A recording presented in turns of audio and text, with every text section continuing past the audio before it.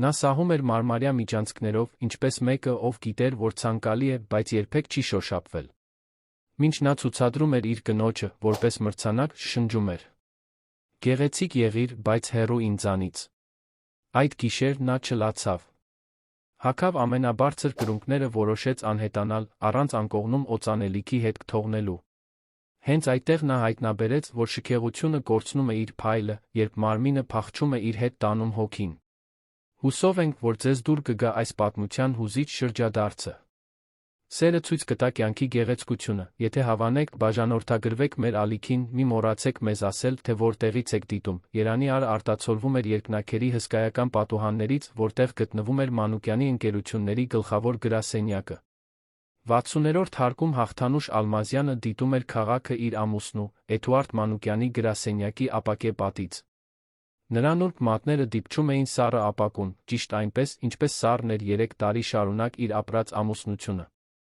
28 տարեկան Հաղթանուշը դեռ պահպանում էր նույն երազկոտ հայացքը, ինչ այն ժամանակ, երբ ծանոթացել էր Էդուարդի հետ բարեգործական միջոցառման ժամանակ։ Այդ ժամանակ նա ընդամենը երիտասարդ շրջանավարտ էր, վիզուալ արվեստի բաժնից, ով աշխատում էր միջոցառման կազմակերպման վրա։ Իսկ նա, Հայաստանի ամենահզոր ցանկալի գործարարներից մեկը, իր 40 տարեկանով տեխնոլոգիական ոլորտում կառուցված կայսրությամբ։ Դեռ հիանում եք տեսարանով։ Կարծում էի, որ 3 տարի անց արդեն հոգնել եք։ Էդուարդի խորը ձայնը նրան հետ բերեց իրականություն։ Նա մտավ սենյակ, ճշգրտելով դաստակին ոսկե ժամացույցը, առանց ուղիղ նայելու նրան։ Տեսարանը երբեք նույնը չէ։ Քաղաքը ամեն օր փոխվում է, Էդուարդ, պատասխանեց Հաղթանուշը, շրջվելով դեպի նա։ Էդուարդն անտարբերորեն ուսերը թոթվեց։ Նա նստեց իր իտալական կաշվե բազկաթոռին, սկսեց վերանայել որոշ փաստաթղթեր։ Միշտ այսպես էր, հեռու, կենտրոնացած միայն բիզնեսի վրա, նրան վերաբերվելով որպես իր կատարելապես պլանավորված կյանքիս մեկ դեկորատիվ տարրի։ Դուք կմասնակցեք այսօր երեկոյան ընթրիքին, չէ՞, հարցրեց նա, աչքերը չկտրելով թղթերից։ Ընթրիքը չինացի ներդրողների հետ։ Կարծում էի, որ դուք չեք ցանկանում իմ ներկայությունը։ Եվ չեմ ցանկանում, բայց ձեր բացակայությունը կնկատվի շահարկումներ կառաջացնի։ Հագեք այն կապույտ զգեստը, որը մենք գնեցինք Միլանում։ Այն համապատասխանում է այն զարդերին, որոնք ես ձեզ նվիրեցի ծննդյան օրվա կապակցությամբ։ Հաղթանուշը կրծքավանդակում սեղմում զգաց։ Էդուարդի համար նա ընդամենը պարագա էր, տիկնիկ, որին նա հագցնում ցուցադրում էր, երբ հարմար էր։ Այն տղամարդը, ում նա սիրահարվել էր, ով մի օր խոստացել էր նրան աշխարհը, այժմ նրան պահում էր ոսկե վանդակում։ Իսկ եթե ես չցանկանամ գնալ, հարցրեց նա, քաջության հազվագյուտ պահին։ Էդուարդը վերջապես բարձրացրեց աչքերը, զառնորեն նայելով նրան։ Մի մանկամտություն արեք, Հաղթանուշ։ Դուք գիտեք, թե ինչպես են գործերը։ Դուք իմ կինն եք, ինձ նման տղամարդկանց կանայք կատարում են որոշակի պարտավորություններ։ Այդ բառերը խորը կտրեցին, բայց Հաղթանուշը պարզապես գլխով արեց։ Ինչ կարող էր նա ուրիշ անել։ Նրա ողջ կյանքը խնամքով ձավորվել էր Էդուարդի կողմից ամուսնությունից ի վեր։ Նրա հին ընկերությունները հեռացվել էին, նրա արվեստի կարիերան լքված, նրա երազանքները փոխարինված նրա երազանքներով։ Նույնիսկ նրա ընտանիքը, համեստ Գեղարքունիքի մարզից, հազվադեպ էր այցելում նրան։ Էդուարդն ասում էր, որ նրանք չեն համապատասխանում իր նոր աշխարհին։ Երեկոյան ընթրիքը տեղի էր ունենում Երանի ամենաէքսկլյուզիվ ռեստորանում։ Հաղթանուշը, հագած մուգ կապույտ զգեստը, որն ընտրել էր Էդուարդը, մեխանիկորեն ժպտում էր հյուրերին։ Նա կատարյալ էր այս դերում, էլեգանտ, կիրթ, զուսպ։ Հենց այնպես, ինչպես նա էր ցանկանում։ Ձեր կինը հրապուրիչ է, Մանուկյան, մեկնաբանեց չինացի ներդրողներից մեկը։ Դուք կատարյալ զույգ եք կազմում։ Էդուարդը ժպտաց, այն մարզված ժպիտով, որը նա օգտագործում էր բանակցությունների ժամանակ։ Հաղթանուշը հստակ գիտի, թե ինչպես պետք է պահել։ Ճիշտ է, սիրելիս։ Նա համաձայնեց թույլ ժպիտով, մինչ ներսում փոթորիկ էր ձավորվում։ Կատարյալ։ Կարգապահ։ Ինչպես լավ մարզված ընտանի կենդանի։ Ավելի ուշ, երբ միջոցառումը լուսանկարելու համար հրավիրված լուսանկարիչները մոտեցան զույգի լուսանկարի համար, Հաղթանուշը բնազդաբար կանգնեց ամուսնու կողքին։ Հենց այդ ժամանակ նա լսեց, հստակ ուղղակիորեն. Գեղեցիկ եղիր, բայց հեռու ինձանից։ Էդուարդը շշնջաց դա, պահպանելով իր ժպիտը տեսախցիկների համար, բայց մեկնաբանությունը բավականաչափ բարձր էր, որպեսզի մոտակա որոշ մարդիկ լսեին։ Անհարմար լռություն տիրեց մի պահ, որը խախտվեց միայն լուսանկարչական ապարատների կտտոցով։ Կարծես ինչ-որ բան կոտրվեց հաղթանուշի ներսում այդ պահին։ Վերջին տարիների բոլոր նվաստացումները, լռությունները, արամարանքները խտացան այդ նախադասության մեջ։ Գեղեցիկ եղիր, բայց հեռու ինձանից։ Կարծես նա բիծ լիներ իր պատկերին, մի բան, որը պետք է հեռու պահել օգտագործելուց հետո։ Ընթրիքն ավարտելուց հետո նրանք վերադարձան Արաբկիրի առանձնատուն առանձին մեքենաներով։ Էդուարդը նախընտրեց մնալ, բիզնես քննարկելու համար, իսկ հաղթանուշը խնդրեց վարորդին տանել իրեն։ Շքեղ Մերսեդեսի ներսում նա պատուհանից նայում էր երանի լույսերին, մի քաղաք, որը նա երբեք իրենը չէր զգացել։ Նա մտածում էր այն օրվա մասին, երբ եկավ այնտեղ, լի երազանքներով սիրով Էդուարդի հանդեպ, հավատալով, որ գտել է իր հմայիչ արքայազնին։ Ինչ միամտություն։ Տանը աշխատակիցներին ցրելուց հետո, որպեսի մի պահ մենակ մնար, հաղթանուշը դանդաղ քայլեց դեպի հսկայական մուտքի սրահը։ Նրա կրունկները արձագանքում էին ներմուծված մարմարի վրա։ Նա կանգնեց մեծ վենետիկյան հայելու առջ, նայեց իր արտացոլանքին, անթերի դիմահարդարում, փայլուն զարդեր, էլեգանտ զգեստ։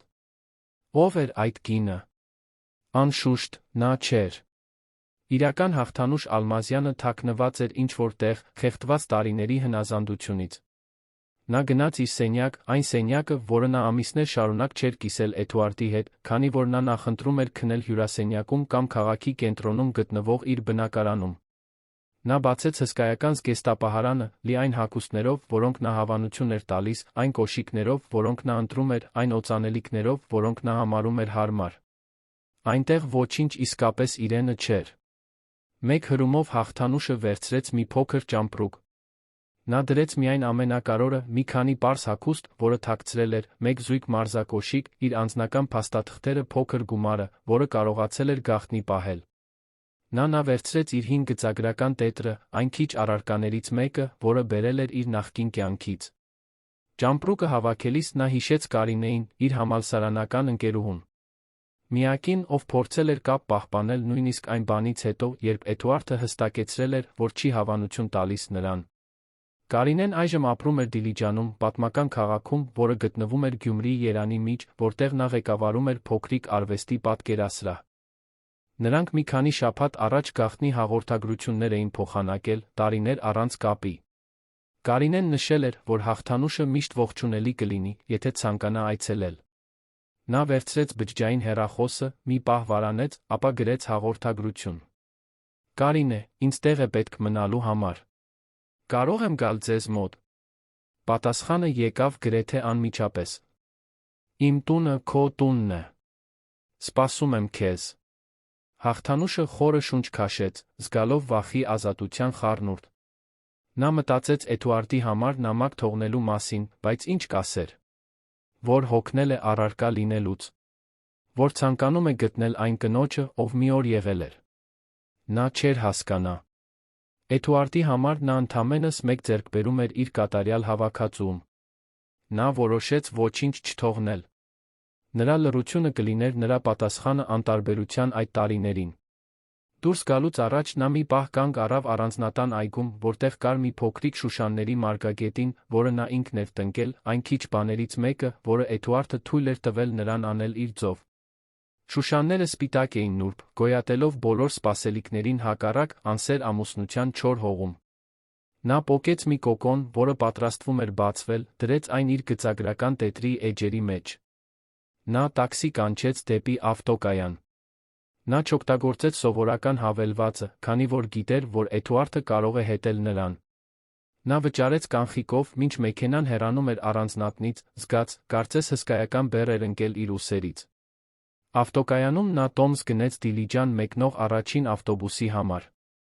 Սպասելիս նա դիտում էր շրջապատի մարդկանց, հրաժեշտ տվող ընտանիքներ, գրկախառնված զույգեր, ճամփորդող երիտասարդներ, արկածներ փնտրելով։ Իրական կյանք, ոչ թե այն կեղծիքը, որով ապրել էր տարիներ շարունակ։ Նա առաջին անգամ իրեն անտեսանելի զգաց, ոչ թե որպես Էդուարդ Մանուկյանի մրցանակ կին, այլ որպես ամբոխի մեջ մեկ մարդ։ Եվ այդ զգացումը տարօրինակ կերպով հանգստացնող էր։ Ավտոբուսը մեկնեց լուսադեմին։ Հաղթանուշը պատուհանից նայում էր, մինչ երանը մնում էր հետում, նրա լույսերը նվազում էին հեռավորության վրա։ Նա չգիտեր, թե ինչ է սպասվում ապագայում, բայց առաջին անգամ երկար ժամանակ անց զգում էր, որ վերջապես կարող է շնչել։ Նա քնեց, ավտոբուսի շարժումից օրորվելով, երազելով Դիլիջանի քարքարոտ փողոցների, ծովի մի կյանքի մասին, որտեղ նա կարող էր պարզապես ինքը լինել։ Մինչդեռ Էդուարդը վերադառնում էր տուն, չինացի ներդրողների հետ բազմամիլիոնանոց գործարք կնքելուց հետո։ Նա գոհ էր երեկոյի արդյունքներից, մտածելով միայն այն թվերի մասին, որոնք նոր էր ավելացրել իր կարողությանը։ Լուր առանձնատուն հասնելուն պես նա անմիջապես չնկատեց Հաղթանուշի բացակայությունը։ Սովոր լինելով անտեսել նրան, նա գնաց իր գրասենյակ իրեն թանկարժեք վիսկի լցրեց։ Միայն երբ նա անցավ նրա սենյակով, նկատեց կիսաբաց դուռը, ինչ-որ բան գրավեց նրա ուշադրությունը։ Նա մտավ կատարյալ կարգի բերված սենյակը, նկատեց զգեստապահարանում փոքր դատարկ տեղեր։ Նա բացեց զարդասեղանի դարակները, նկատեց որոշ անձնական իրերի բացակայությունը։ Նա կնճռեց հոնքերը, զայրացած։ Հաղթանուշը երբեք չէր հեռանում առանց իրեն տեղեկացնելու, առանց իր թույլտվության։ Նա փորձեց զանգահարել նրա բջջային հեռախոսին, բայց այն միանգամից անցնում էր ձայնային փոստին։ Նա զանգահարեց վարորդին, ով հաստատեց, որ տիկնոջը տուն է թողել ընթրիքից հետո, այլ զանգեր չի ստացել։ Էդուարդը սկսեց քայլել սենյակում, նրա գրգռվածությունը վերածվեց զսպված զայրույթի։ Ինչպես համարձակվեց նա այսպես անհետանալ։ Ինչ կասեին մարդիկ, երբ նկատեին նրա բացակայությունը։ Նա նստեց անթերի կարգի բերված մահճակալի եզրին, ամուր բռնելով բջջային հեռախոսը։ Նրան խորտակում էր ոչ թե Հաղթանուշի բարեկեցության մասին անհանգստությունը, այլ իր էգոյին հասցված հարվածը, իր իշխանության մարտահրավերը։ Ոչ ոք չէր լքում Էդուարդ Մանուկյանին, հատկապես ոչ այն կինը, ում նա ստեղծել էր իր պատկերով, թե ինչպիսին պետք է լինի կինը։ Դու կվերադառնաս, մրմնջաց նա դատարկ սենյակին, զայրույթից լարված ծնոտով։ Եվ երբ վերադառնաս, կսովորես, որ ոչ ոք ինձանից չի փախչում։ Էդուարդը քիչ բան գիտեր, որ այն լուռ ու հնազանդ կինը, ում նա ճանաչում էր, այդ պահին ավելի ու ավելի էր հեռանում ոչ միայն ֆիզիկապես, այլ էմոցիոնալ առումով։ Այն Հաղթանուշը, ով մի օր կվերադառնար, այլս չէր լինի այն ստվերը, ում նա ճանաչում էր, այլ լիովին այլ կին։ Ավտոբուսը շարունակում էր ճանապարհը մայրուղով, մետրոպոլիսը թողնելով հետում, շարժվելով դեպի Լեռնային շրջան։ Նրա ներսում Հաղթանուշը քնած էր հանգիստ արտահայտությամբ, ինչպես երկար ժամանակ չէր ունեցել։ Իր երազում նա վառ նկար էր նկարում, լի գույներով, որոնք Էդուարդը երբեք չէր հավանություն տա իր մինիմալիստական սառը դեկորացիայում։ Դա ազատության նկար էր, առաջինը շատերից, որոնք կգային։ Եթե հավանում եք, մեկնաբանեք, թե ինչ կարծիք ունեք մեր զույգի սիրավեպի մասին։ Դիլիջանի լուսաբացը երանից տարբեր գույներ ուներ։ Մինչ արը թափանցում էր փոքրիկ հյուրատան փայտյա պատուհաններից, որտեղ Կարինեն ապրում աշխատում էր, Հաղթանուշը բացեց իր աչքերը, իր ազատության առաջին օրվան։ Սենյակը պարզ էր, հարմարավետ, տեսարանով դեպի լիճ, որը ոչ մի միլիոնատեր չէր կարող գնել։ Լավ քնեցիք, Կարինեն մտավ, բերելով նախաճաշի սկուտեղ, տնական հաց, այգուց թարմ մրգեր, թարմ պատրաստված սուրճ։ Հաղթանուշը տեղավորվեց անկողնում, դեռ անսովոր այն զգացողությանը, որ իրեն սպասարկող աշխատակիցներ չկան, բայց տարօրինակ կերպով հարմարավետ զգալով դա։ Ավելի լավ, քան վերջին տարիներին, պատասխանեց նա ամաչկոտ ժպիտով։ Կարինեն դրեց սկուտեղը փոքրիկ գյուղական փայտյա սեղանին, նստեց անկողնու եզրին։ Տարիները բարի էին եղել նրա հետ, նույն արտահայտիչ աչքերը, գանգուր մազերը, որոնք այժմ ունեին մի քանի սպիտակ մազեր, որոնք նա չէր թաքցնում, ձեռքերը միշտ ներկով բծոտված։ Նա նույն իսկական Կարինեն էր, ինչ միշտ, այնքան տարբեր արհեստական կանանցից, ովքեր հաճախում էին Էդուարդի երեկույթներին։ Դուք պարտադիր չէ խոսել դրա մասին, եթե չեք ցանկանում, ասաց Կարինեն, բայց ես այստեղ եմ լսելու, երբ պատրաստ լինեք։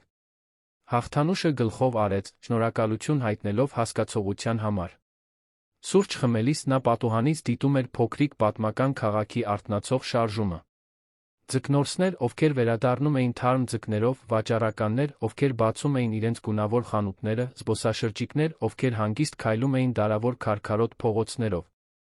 Մի իրականություն, որն այնքան հեռու էր երանում իր կյանքից։ Կարծում եմ, ինձ ժամանակ է պետք, ասաց նա վերջապես։ Ժամանակ հայտնաբերելու, թե ով եմ ես առանց նրա։ Եվ դուք կունենաք աշխարհի ողջ ժամանակը, հավաստիացրեց Կարինեն, սեղմելով նրա ձեռքը։ Մինչ այդ, հյուրատան հետում փոքրիկ արվեստանոց ունեմ։ Կարող եք օգտագործել այն, երբ ցանկանաք։ Դեռ նկարում եք։ Հաղթանուշը աչքերը ցած իջեցրեց, ամաչելով։ Էդուարդը դա ժամանակի վատնում էր համարում։ Ասում էր, որ դա դեռահասության հոբբի է։ Կարինեն գլխով թափահարեց, վրդովված։ Եվ երբվանից է Էդուարդ Մանուկյանը հասկանում արվեստից որևէ բան։ Այդ մարդը միայն փողի արժեքն է ճանաչում, ոչ թե գեղեցկության արժեքը։ Այդ կեսօրին Հաղթանուշը ամաչկոտ մտավ փոքրիկ արվեստանոց։ Տարածքը հարմարավետ էր, մեծ պատուհաններով, որոնք ներս էին թողնում բնական լույսը, ներկերի նյութերով լի դարակներով պատերին հենված մի քանի անավարտ կտավներով։ Այդ վայրում կար ինչ-որ կախարդական բան, թարմ ներկի հնարավորությունների հոտ։ Նրա մատները վարանելով դիպչեցին գծագրական թղթի մի բլոկի։ Որքան ժամանակ էր, որ նա չէր զգացել թղթի հյուսվածքը իր մատների տակ։ Նա նստեց մի փոքրիկ աթոռակի վրա, սեղանի առջ դանդաղ սկսեց նկարել։ Սկզբում ամաչկոտ, անվստահ գծեր, ապա ավելի ամուր գծեր։ Նա նկարում էր առանձնատան այգու շուշանները, ոչ թե որովհետև կարոտում էր այդ վայրը, այլ որովհետև դրանք միակ իսկապես իրենը բաներն էին, որոնք նա թողել էր հետում։ Օրերը անցնում էին։ Հաղթանուշը սկսեց օգնել Կարինեին Դիլիջանի պատմական կենտրոնում գտնվող փոքրիկ արվեստի պատկերասրահի կառավարման գործում։ Սկզբում նա միշտ լարված էր, ուսի վրայով էր նայում, վախենալով տեսնել Էդուարդին կամ նրա աշխատակիցներից որևէ մեկին։ Բայց աստիճանաբար քաղաքի հանգիստ առօրյան հանգստացրեց նրա վախերը։ Ամեն առավոտ նա քայլում էր լճի ափով, մինչ զբոսաշրջիկները կժամանեին։ Նա հանեց բարձր կրունկները, նորից սովորեց զգալ ավազը իր մատների արանքում։ Նա թողեց իր մազերը բնական աճելու, առանց այն ուղիղացնող միջոցների, որոնց վրա Էդուարդը պնդում էր, որ նա անի։ Նրա մաշկը արից թեթակի արայրուք ստացավ, մի բան, որը նա նախկինում ամեն գնով խուսափում էր, պահպանելու այն գեղեցկության չափանիշը, որը նա հավանություն էր տալիս։ Կեսօրին նա աշխատում էր պատկերասրահում կամ նկարում արվեստանոցում։ Երեկոյան նա ընթրում էր Կարինեի այլ ընկերների հետ, որոնց նա ծանոթանում էր, տեղացի արվեստագետներ, ձկնորսներ, հյուրատների սեփականատերեր։ Իրական մարդիկ, առանց դիմակների կամ թաքնված օրակարգերի։ Նա ավելի հեշտությամբ էր ծիծաղում, ասում էր այն, ինչ մտածում էր, առանց որևէ մեկին դժգոհելու վախի։ Դուք փոխվել եք, նկատեց Կարինեն մի գիշեր, մինչ նրանք գինի էին խմում հյուրատան պատշգամբում, լսելով լճի ձայնը։ Ինչպես եմ փոխվել։ Ավելի կենդանի։ Ձեր աչքերն ունեն մի փայլ, որը չունեին, երբ եկաք։ Կարծես ծաղկում եք։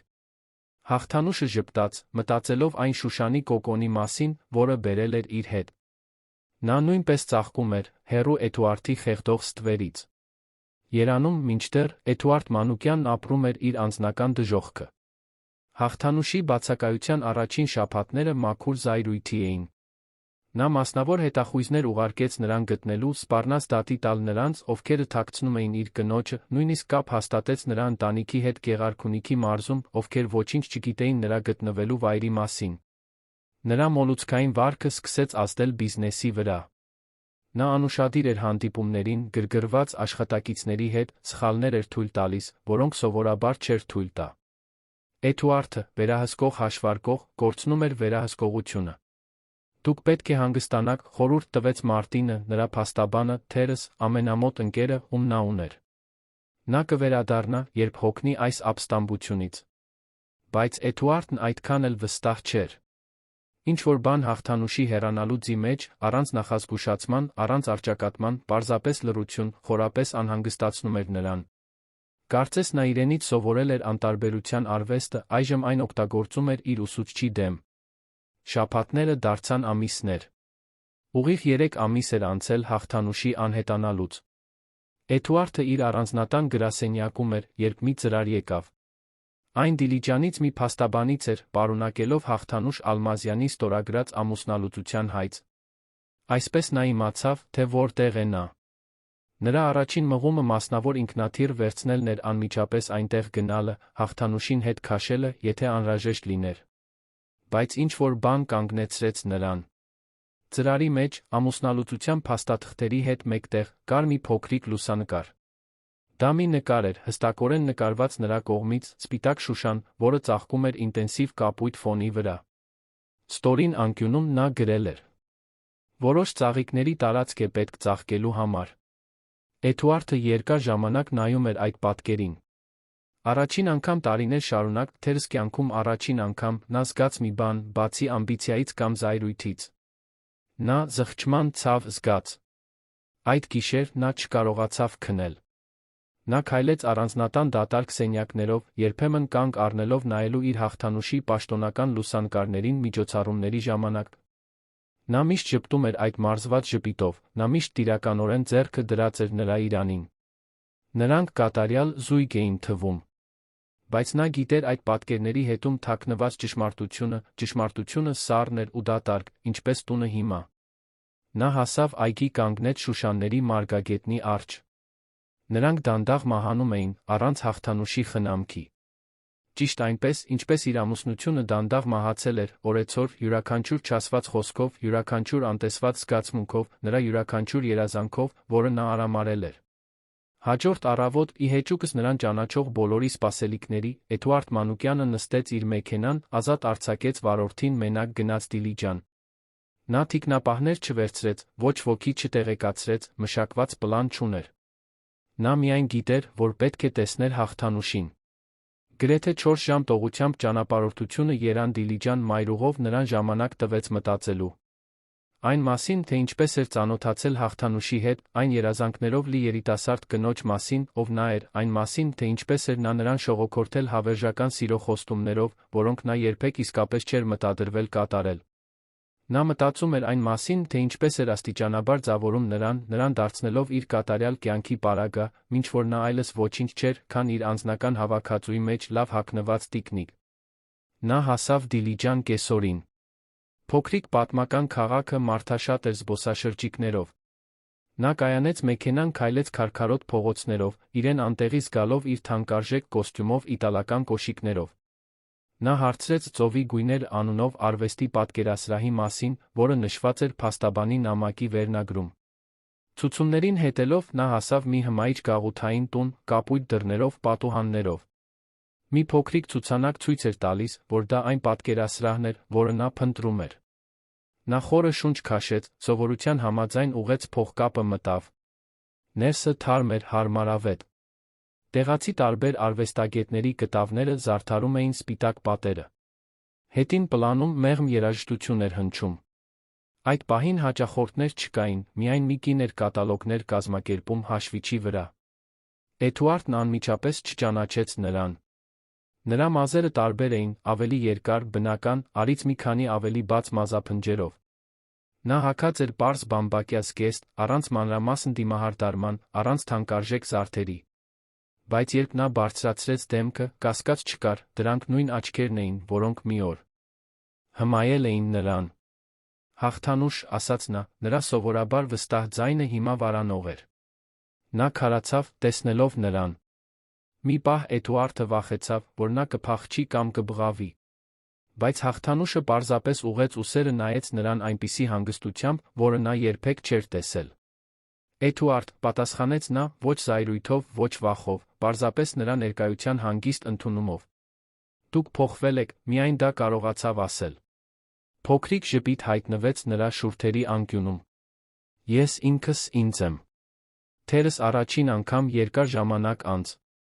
Այնքան շատ բան կար, որ նա ուզում էր ասել, այնքան մեղադրանքներ, պահանջներ, թերս նույնիսկ ներողություններ։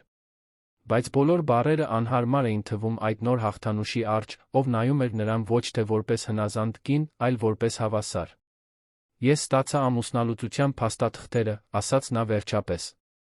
Եվ եկել եք համոզելու ինձ հրաժարվելու, հարցրեց նա, ձեռքերը կրծքին ծալելով։ Իրականում, չգիտեմ, թե ինչու եկա, խոստովանեց նա, զարմացնելով իրեն անկեղծությամբ։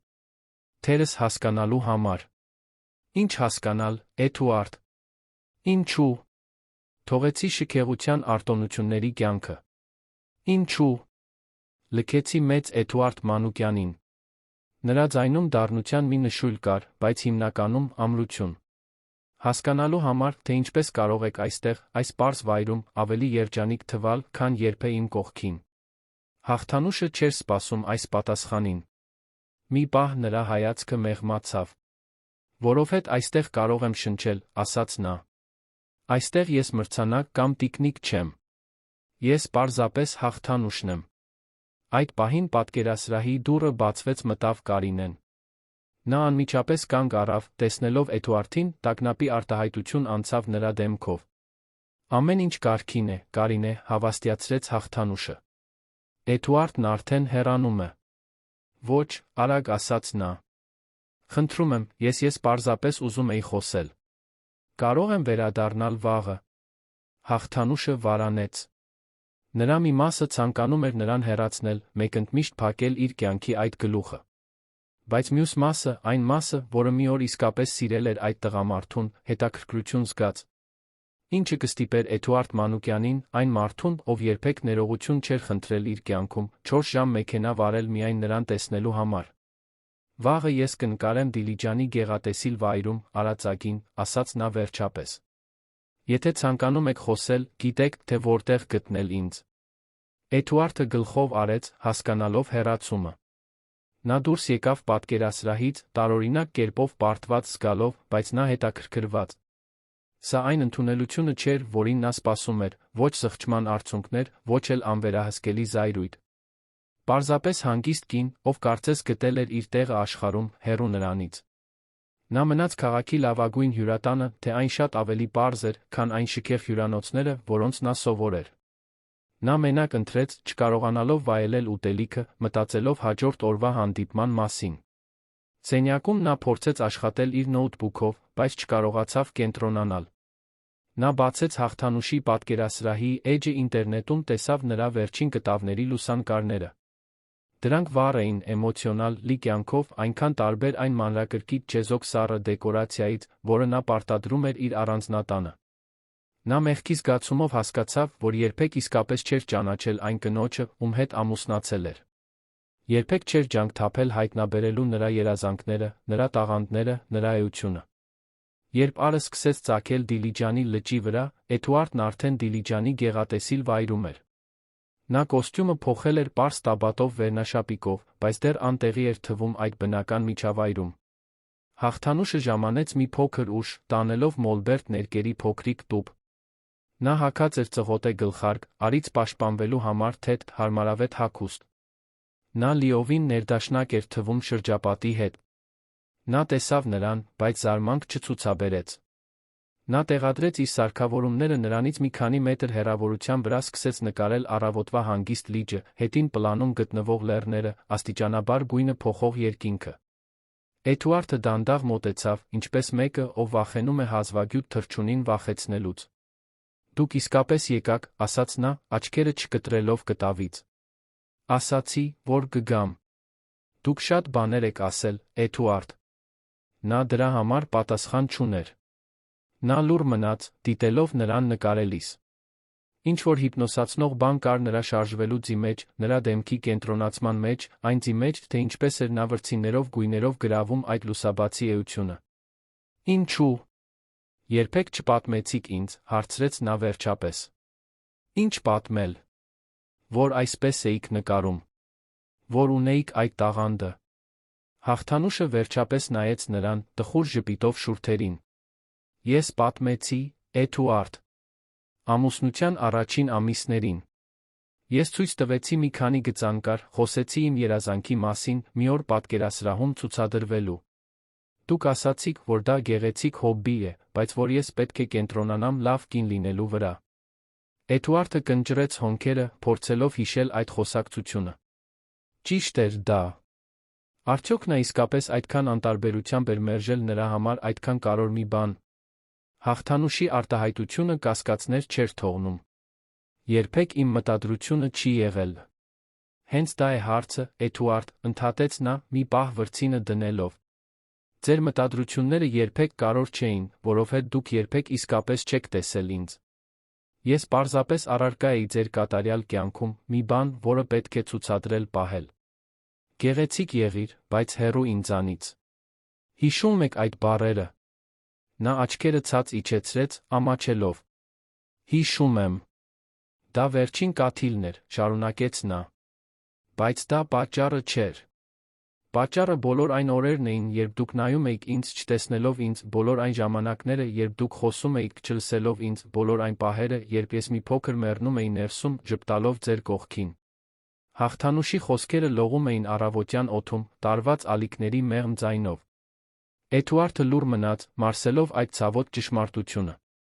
Իր հաջողակ գործարարի կյանքում նա երբեք այդքան ուղղակիորեն անկեղծորեն չէր առերեսվել։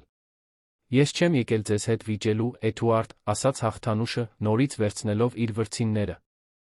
«Իրականում, շնորհակալ եմ, որ եկաք։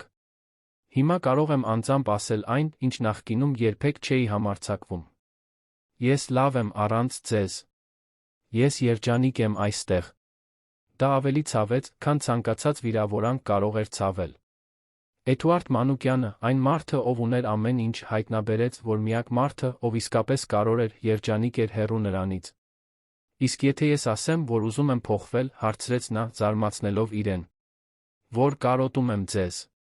Հաղթանուշը թերահավատորեն նայեց նրան։ «Դուք ինձ եք կարոտում, թե՞։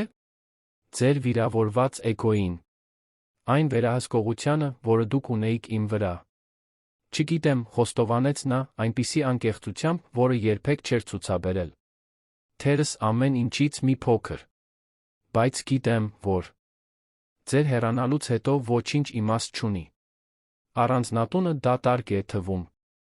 Միջոցառումները ձանձրալի են։ Գործերը կորցրել են իրենց նպատակը։ Դուք նկարագրում եք ձեր կյանքը, Էդուարդ, ոչ թե ձեր զգացմունքները իմ հանդեպ», պատասխանեց նա, նորից սկսելով նկարել։ «Ոչ մի պահ դուք չասացիք, որ կարոտում եք ինձ, որովհետև սիրում եք ինձ»։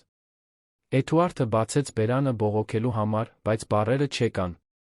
Սիրում էր նա Հաղթանուշին։ Ինչ էր սերը նրա նման մարդու համար, ով միշտ հարաբերությունները դիտել էր որպես գործարքներ։ Նա ցանկանում էր նրան հետ, անշուշտ։ Նա զգում էր նրա բացակայությունը։ Բայց սեր։ Այս տարածքն անհայտ էր Էդուարդ Մանուկյանի համար։ «Պետք է մտածեմ», ասաց նա վերջապես։ «Կարող եմ մնալ այստեղ, մինչ դուք նկարում եք»։ Հաղթանուշը ուսերը թոթվեց։ Լիճը հանրային է։ Նա նստեց ավազի վրա, հանելով իր թանկարժեք կոշիկները, զգալով, թերս առաջին անգամ տասնամյակների ընթացքում, հատիկների հյուսվածքը մատների արանքում։ Նրանք այդպես մնացին գրեթե 2 ժամ։ Նա նկարում էր, նա դիտում էր լիճը, երկուսն էլ լուռ, բայց լռություն, որը տարբեր էր երանում նրանց կիսած լռությունից։ Սա հեռավորության լռություն չէր, այլ մտորումի։ Երբ Հաղթանուշը վերջապես հավաքեց իր նյութերը, Էդուարդը վեր կացավ օգնելու նրան։ «Ես մի քանի օրով քաղաքում կլինեմ», ասաց նա, նրան ներկերի տուփը տալով։ «Կարող եմ ձեզ նորից տեսնել»։ Հաղթանուշը վարանեց, բայց նրա խոցելի արտահայտության մեջ ինչ-որ բան, այնքան տարբեր այն վերահսկող Էդուարդից, ում նա ճանաչում էր, ստիպեց նրան գլխով անել։ «Ես պատկերասրահում եմ ամեն կեսօր։ Առավոտյան գալիս եմ այստեղ նկարելու»։ Նա ժպտաց, անկեղծ ժպիտով, որը նա հազվադեպ էր տեսել։ «Մինչ վաղը, ուրեմն»։ Հաջորդ շաբաթներին տարօրինակ առօրյա հաստատվեց։ Էդուարդը լճի մոտ տուն վարձեց, անորոշ ժամանակով հետաձգելով երան վերադարձը։ Առավոտյան նա հանդիպում էր Հաղթանուշին լճի մոտ, որտեղ նա նկարում էր, իսկ նա պարզապես դիտում էր, երբեմն լուռ, երբեմն խոսում այնպիսի բաների մասին, որոնք նախկինում երբեք չէին քննարկել, իրենց մանկության երազանքները, վախերը, հույսերը։ Կեսօրին նա այցելում էր նրան պատկերասրահում, միշտ երկուսի համար էլ սուրճ գնելով անկյունում գտնվող փոքրիկ սրճարանից։ Սկզբում Կարինեն, Հաղթանուշի մյուս ընկերները կասկածանքով էին նայում նրան, բայց աստիճանաբար, տեսնելով այն հարգալից ձ, որով նա այժմ վերաբերվում էր նրան, իջեցրին իրենց պաշտպանությունը։ Էդուարդը երբեք չփորձեց դիպչել նրան, երբեք չփորձեց համոզել նրան վերադառնալ։ Փոխարենը, նա արեց մի բան, որը երբեք չէր արել, լսեց։ Նա լսեց, երբ նա խոսում էր այն մասին, թե ինչպես էր իրեն անտեսանելի զգում ամուսնության ընթացքում, լսեց իր սեփական ցուցահանդես ունենալու երազանքների մասին, լսեց այն վախի մասին, որը նա զգում էր նրանից, մի վախ, որը նա միայն հիմա էր հասկանում, որ իրական էր։ Էդուարդի համար դա կարծես լիովին նոր մարդ հայտնաբերել լիներ։ Կամ թերս, վերջապես տեսնել այն մարդուն, ով միշտ այնտեղ էր։ Մի օր, երբ նրանք քայլում էին լճի ափով Հաղթանուշի աշխատանքային օրվա ավարտից հետո, Էդուարդը անսպասելի հարց տվեց. «Դուք երբե սիրել եք ինձ»։ Իսկապես։ Հաղթանուշը դադարեց քայլել, նայեց հորիզոնին, որտեղ առը սկսում էր մայր մտնել։ «Այո», պատասխանեց նա վերջապես։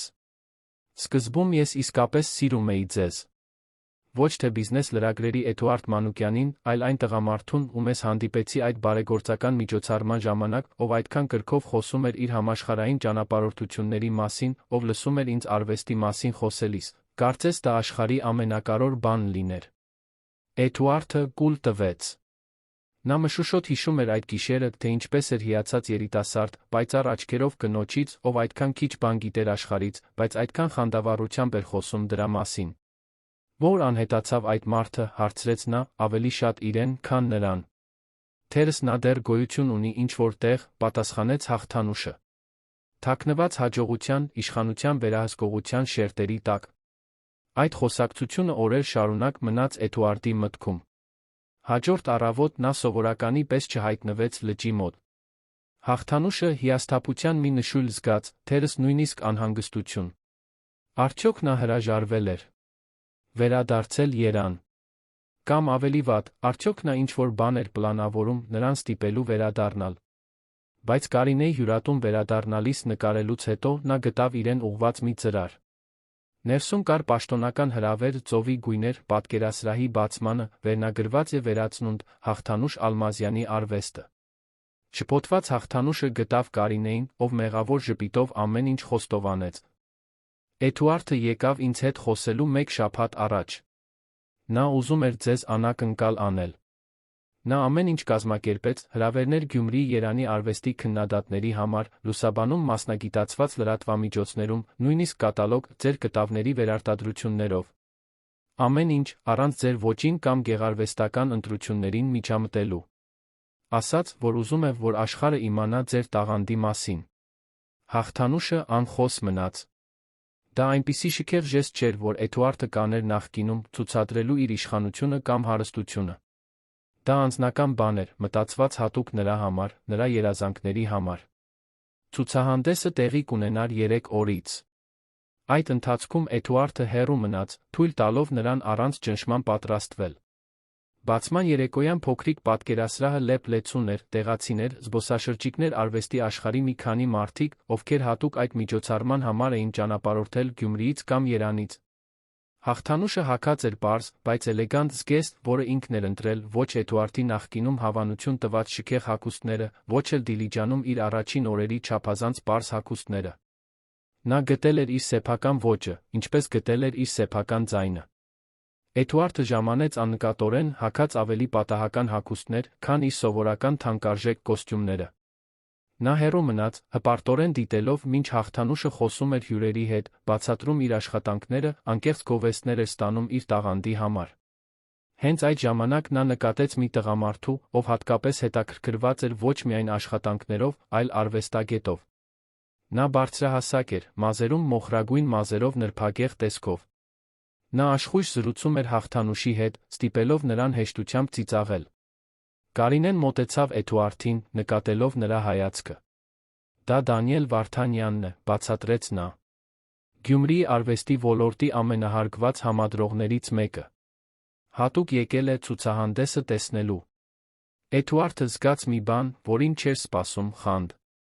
Ոչ թե նախկին տիրական խանդը, երբ նա Հաղթանուշին սեփականություն էր համարում, այլ մի այլ խանդ, որը ծնվել էր այն կապը կորցնելու վախից, որը նրանք սկսում էին վերակառուցել։ Երբ հյուրերի մեծ մասն արդեն հեռացել էր, Էդուարդը վերջապես մոտեցավ Հաղթանուշին, ով ճառագայթում էր երեկոյի հաջողությունից։ Շնորհավորում եմ, ասաց նա անկեղծորեն։ Ձեր աշխատանքները զարմանալի են։ Միշտ էլ եղել են, ես պարզապես չգիտեի տեսնել։ Շնորհակալություն, պատասխանեց նա։ Եվ շնորհակալություն այս ամենի համար։ Կարինեն ինձ պատմեց, որ դա ձեր գաղափարն էր։ Դա նվազագույնն էր, ինչ կարող էի անել, ձեր տաղանդը այդքան երկար խեղդելուց հետո։ Հաղթանուշը ժպտաց, հուզված նրա անկեղծությունից։ Այսօր ես ծանոթացա Դանիել Վարդանյանին, մեկնաբանեց նա։ Նա ինձ հրավիրեց ցուցադրվելու իր պատկերասրահում, Գյումրիում։ Էդուարդը կրծքավանդակում սեղմում զգաց, բայց ջանք թափեց երջանիկ թվալ նրա համար։ Դա հրաշալի է։ Դուք արժանի եք այդ ճանաչմանը։ Նա ինձ հրավիրեց ընտրելու վաղը, ավելացրեց Հաղթանուշը, դիտելով Էդուարդի արձագանքը։ Լարված լռության պահ տիրեց։ Էդուարդը ներքուստ պայքարում էր խանդի դեմ, արգելելու, վերահսկելու մղման դեմ։ Բայց նա զսպեց իրեն։ Նա այլս իրավունք չուներ վերահսկելու նրա կյանքը։ Դուք կգնաք, հարցրեց նա վերջապես։ Չգիտեմ, պատասխանեց Հաղթանուշը, զարմացնելով նրան։ Ինչ եք կարծում։ Էդուարդը խորը շունչ քաշեց։ Հին Էդուարդը կմատնանշեր իրավիճակը, կօգտագործեր իր իշխանությունը կամ ազդեցությունը մրցակցին հեռացնելու համար։ Բայց նա փորձում էր լինել ավելի լավ մեկը, ով իսկապես արժանի էր այն երկրորդ հնարավորությանը, որը նա փնտրում էր։ Կարծում եմ, դուք պետք է հետեք ձեր սրտին, անկեղծորեն ասաց նա։ Եթե ուզում եք նրան ավելի լավ ճանաչել, գնացեք։ Ես այստեղ կլինեմ, երբ վերադառնաք, եթե ցանկանաք խոսել։ Հաղթանուշը մի պահ ուսումնասիրեց նրան, կարծես փորձելով պարզել, թե արդյոք նրա փոփոխությունը անկեղծ էր։ Ապա, Էդուարդի զարմանքին, նա թեթակի դիպչեց նրա թին։ Շնորհակալություն իմ ընտրությունը հարգելու համար, ասաց նա։ Դա շատ բան է նշանակում ինձ համար։ Հաջորդ երեկո Էդուարդը ոչինչի վրա չկարողացավ կենտրոնանալ։ Նա գիտեր, որ Հաղթանուշը ընտրում էր Դանիելի հետ, հավանաբար լճի ափին գտնվող շքեղ ռեստորաններից մեկում։ Նա փորձեց աշխատել որոշ էլեկտրոնային նամակների վրա, բայց նրա միտքը շարունակում էր վերադառնալ նրան։ Նա որոշեց քայլել լճի ափով, մտքերը պարզելու համար։ Գիշերը պարզ էր, լիալուսինը լուսավորում էր մեղմ ալիքները։ Նա նստեց ավազի վրա, մի բան, որը նա երբեք չէր անի իր նախկին կյանքում, դիտում էր լճի հիպնոսացնող շարժումը։ Հենց այդ ժամանակ նա նկատեց մի ծանոթ ստվեր, որը քայլում էր հեռվում։ Հաղթանուշը գալիս էր լճի ափով, մենակ, կոշիկները ձեռքին ոտաբոբիկ ավազի վրա։ Էդուարդը անշարժ մնաց, վախենալով փչացնել պահը։ Նա դեռ չէր տեսել նրան, թվում էր, կլանված էր իր մտքերով։ Երբ նա վերջապես նկատեց նրան, մի պահ կանգ առավ, ապա շարունակեց քայլել դեպի նա։ Բարի երեկո, ասաց նա, նստելով նրա կողքին, ավազի վրա։ Չէի սպասում ձեզ այստեղ գտնել։ Պետք էր մտածել, պատասխանեց նա։ Ընթրիքը լավ անցավ։ Հաղթանուշը ուսերը թոթվեց։ Հաճելի էր։ Դանիելը խելացի է, շատ բան գիտի արվեստից, ունի հետաքրքիր պատմություններ։ Էդուարդը գլխով արեց, փորձելով անտեսել այն անհարմարության զգացումը, որը նա զգում էր։ Բայց, շարունակեց նա, ինչ-որ բան ճիշտ չէր թվում։ Ինչը, հարցրեց նա, փորձելով չափազանց անհանգիստ չթվալ պատասխանի համար։ Չգիտեմ բացատրել, ասաց Հաղթանուշը, մատներով ավազի վրա նախշեր գծելով։ Կարծես ես նորից էի ապրում անցյալը, բայց այլ կերպ։ Նա խոսում իր նվաճումների, իր ճանապարհորդությունների, իր կապերի մասին գրեթե չհարցրեց իմ մասին։ Այն մասին, թե ինչ էի ուզում, իմ երազանքների մասին։ Էդուարդը անհարմար զգաց իր անցյալի վարքագծի ակնհայտ զուգահեռից։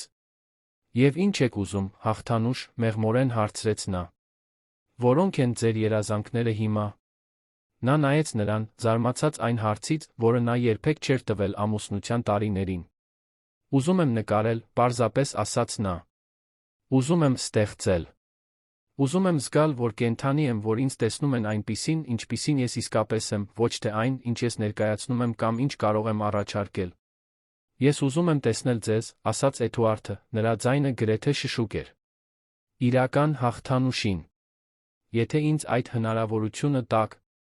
Նա ուսումնասիրեց նրան լուսնի լույսի ներքո, փնտրելով հին Էդուարդի նշանները, մանիպուլյացիան, վերահսկողությունը, սառնությունը։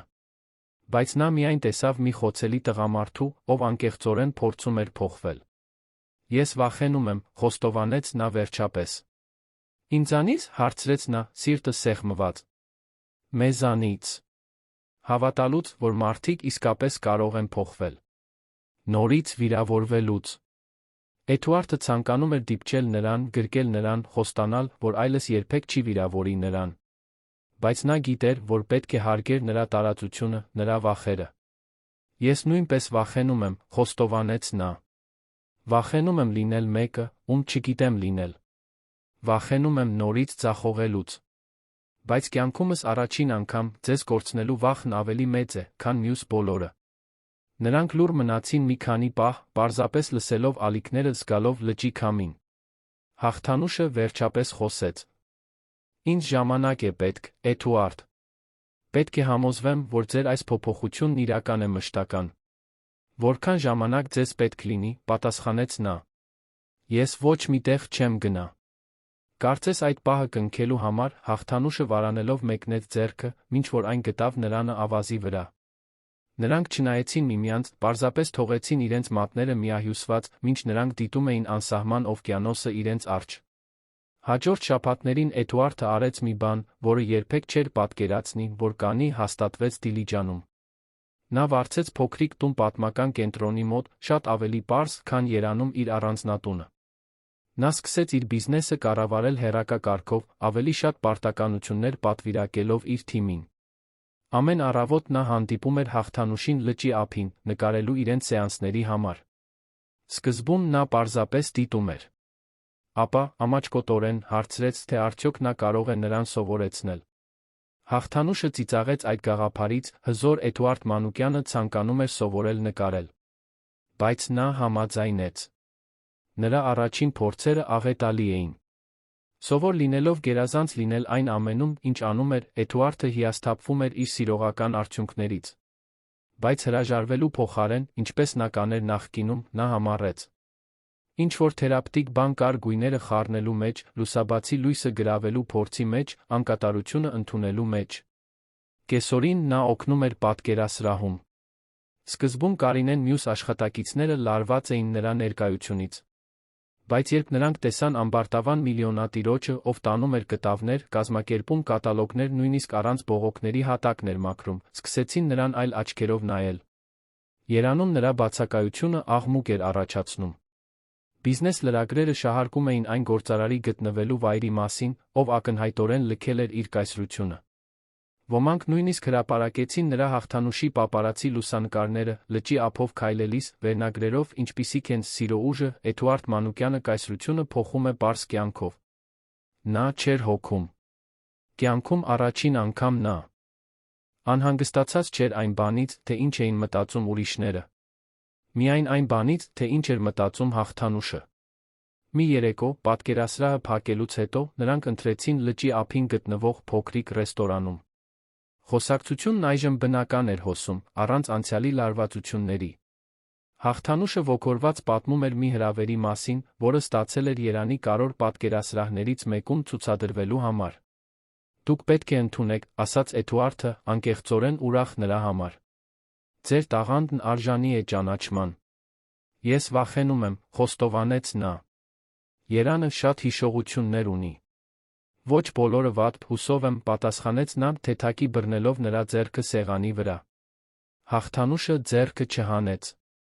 Ոչ բոլորը վատ։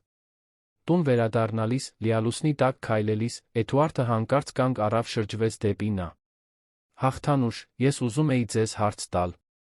Նա նայեց նրան, հետաքրքրված։ Այո։ Եթե ես ձեզ հետ Երան գայի, ոչ թե որպես ձեր ամուսին կամ տեր, այլ որպես ուղեկից։ Մեկը, ով ուզում է աջակցել ձեզ, տեսնել ձեզ փայլող։ Դուք կքննարկեք դա։ Հաղթանուշը լուռ մնաց, ինչը ստիպեց Էդուարդի սրտին արագանալ անհանգստությունից։ Վերջապես նա խոսեց։ Ինչու։ Դուք դա կանեիք։ Ձեր կյանքը, ձեր բիզնեսը այնտեղ է։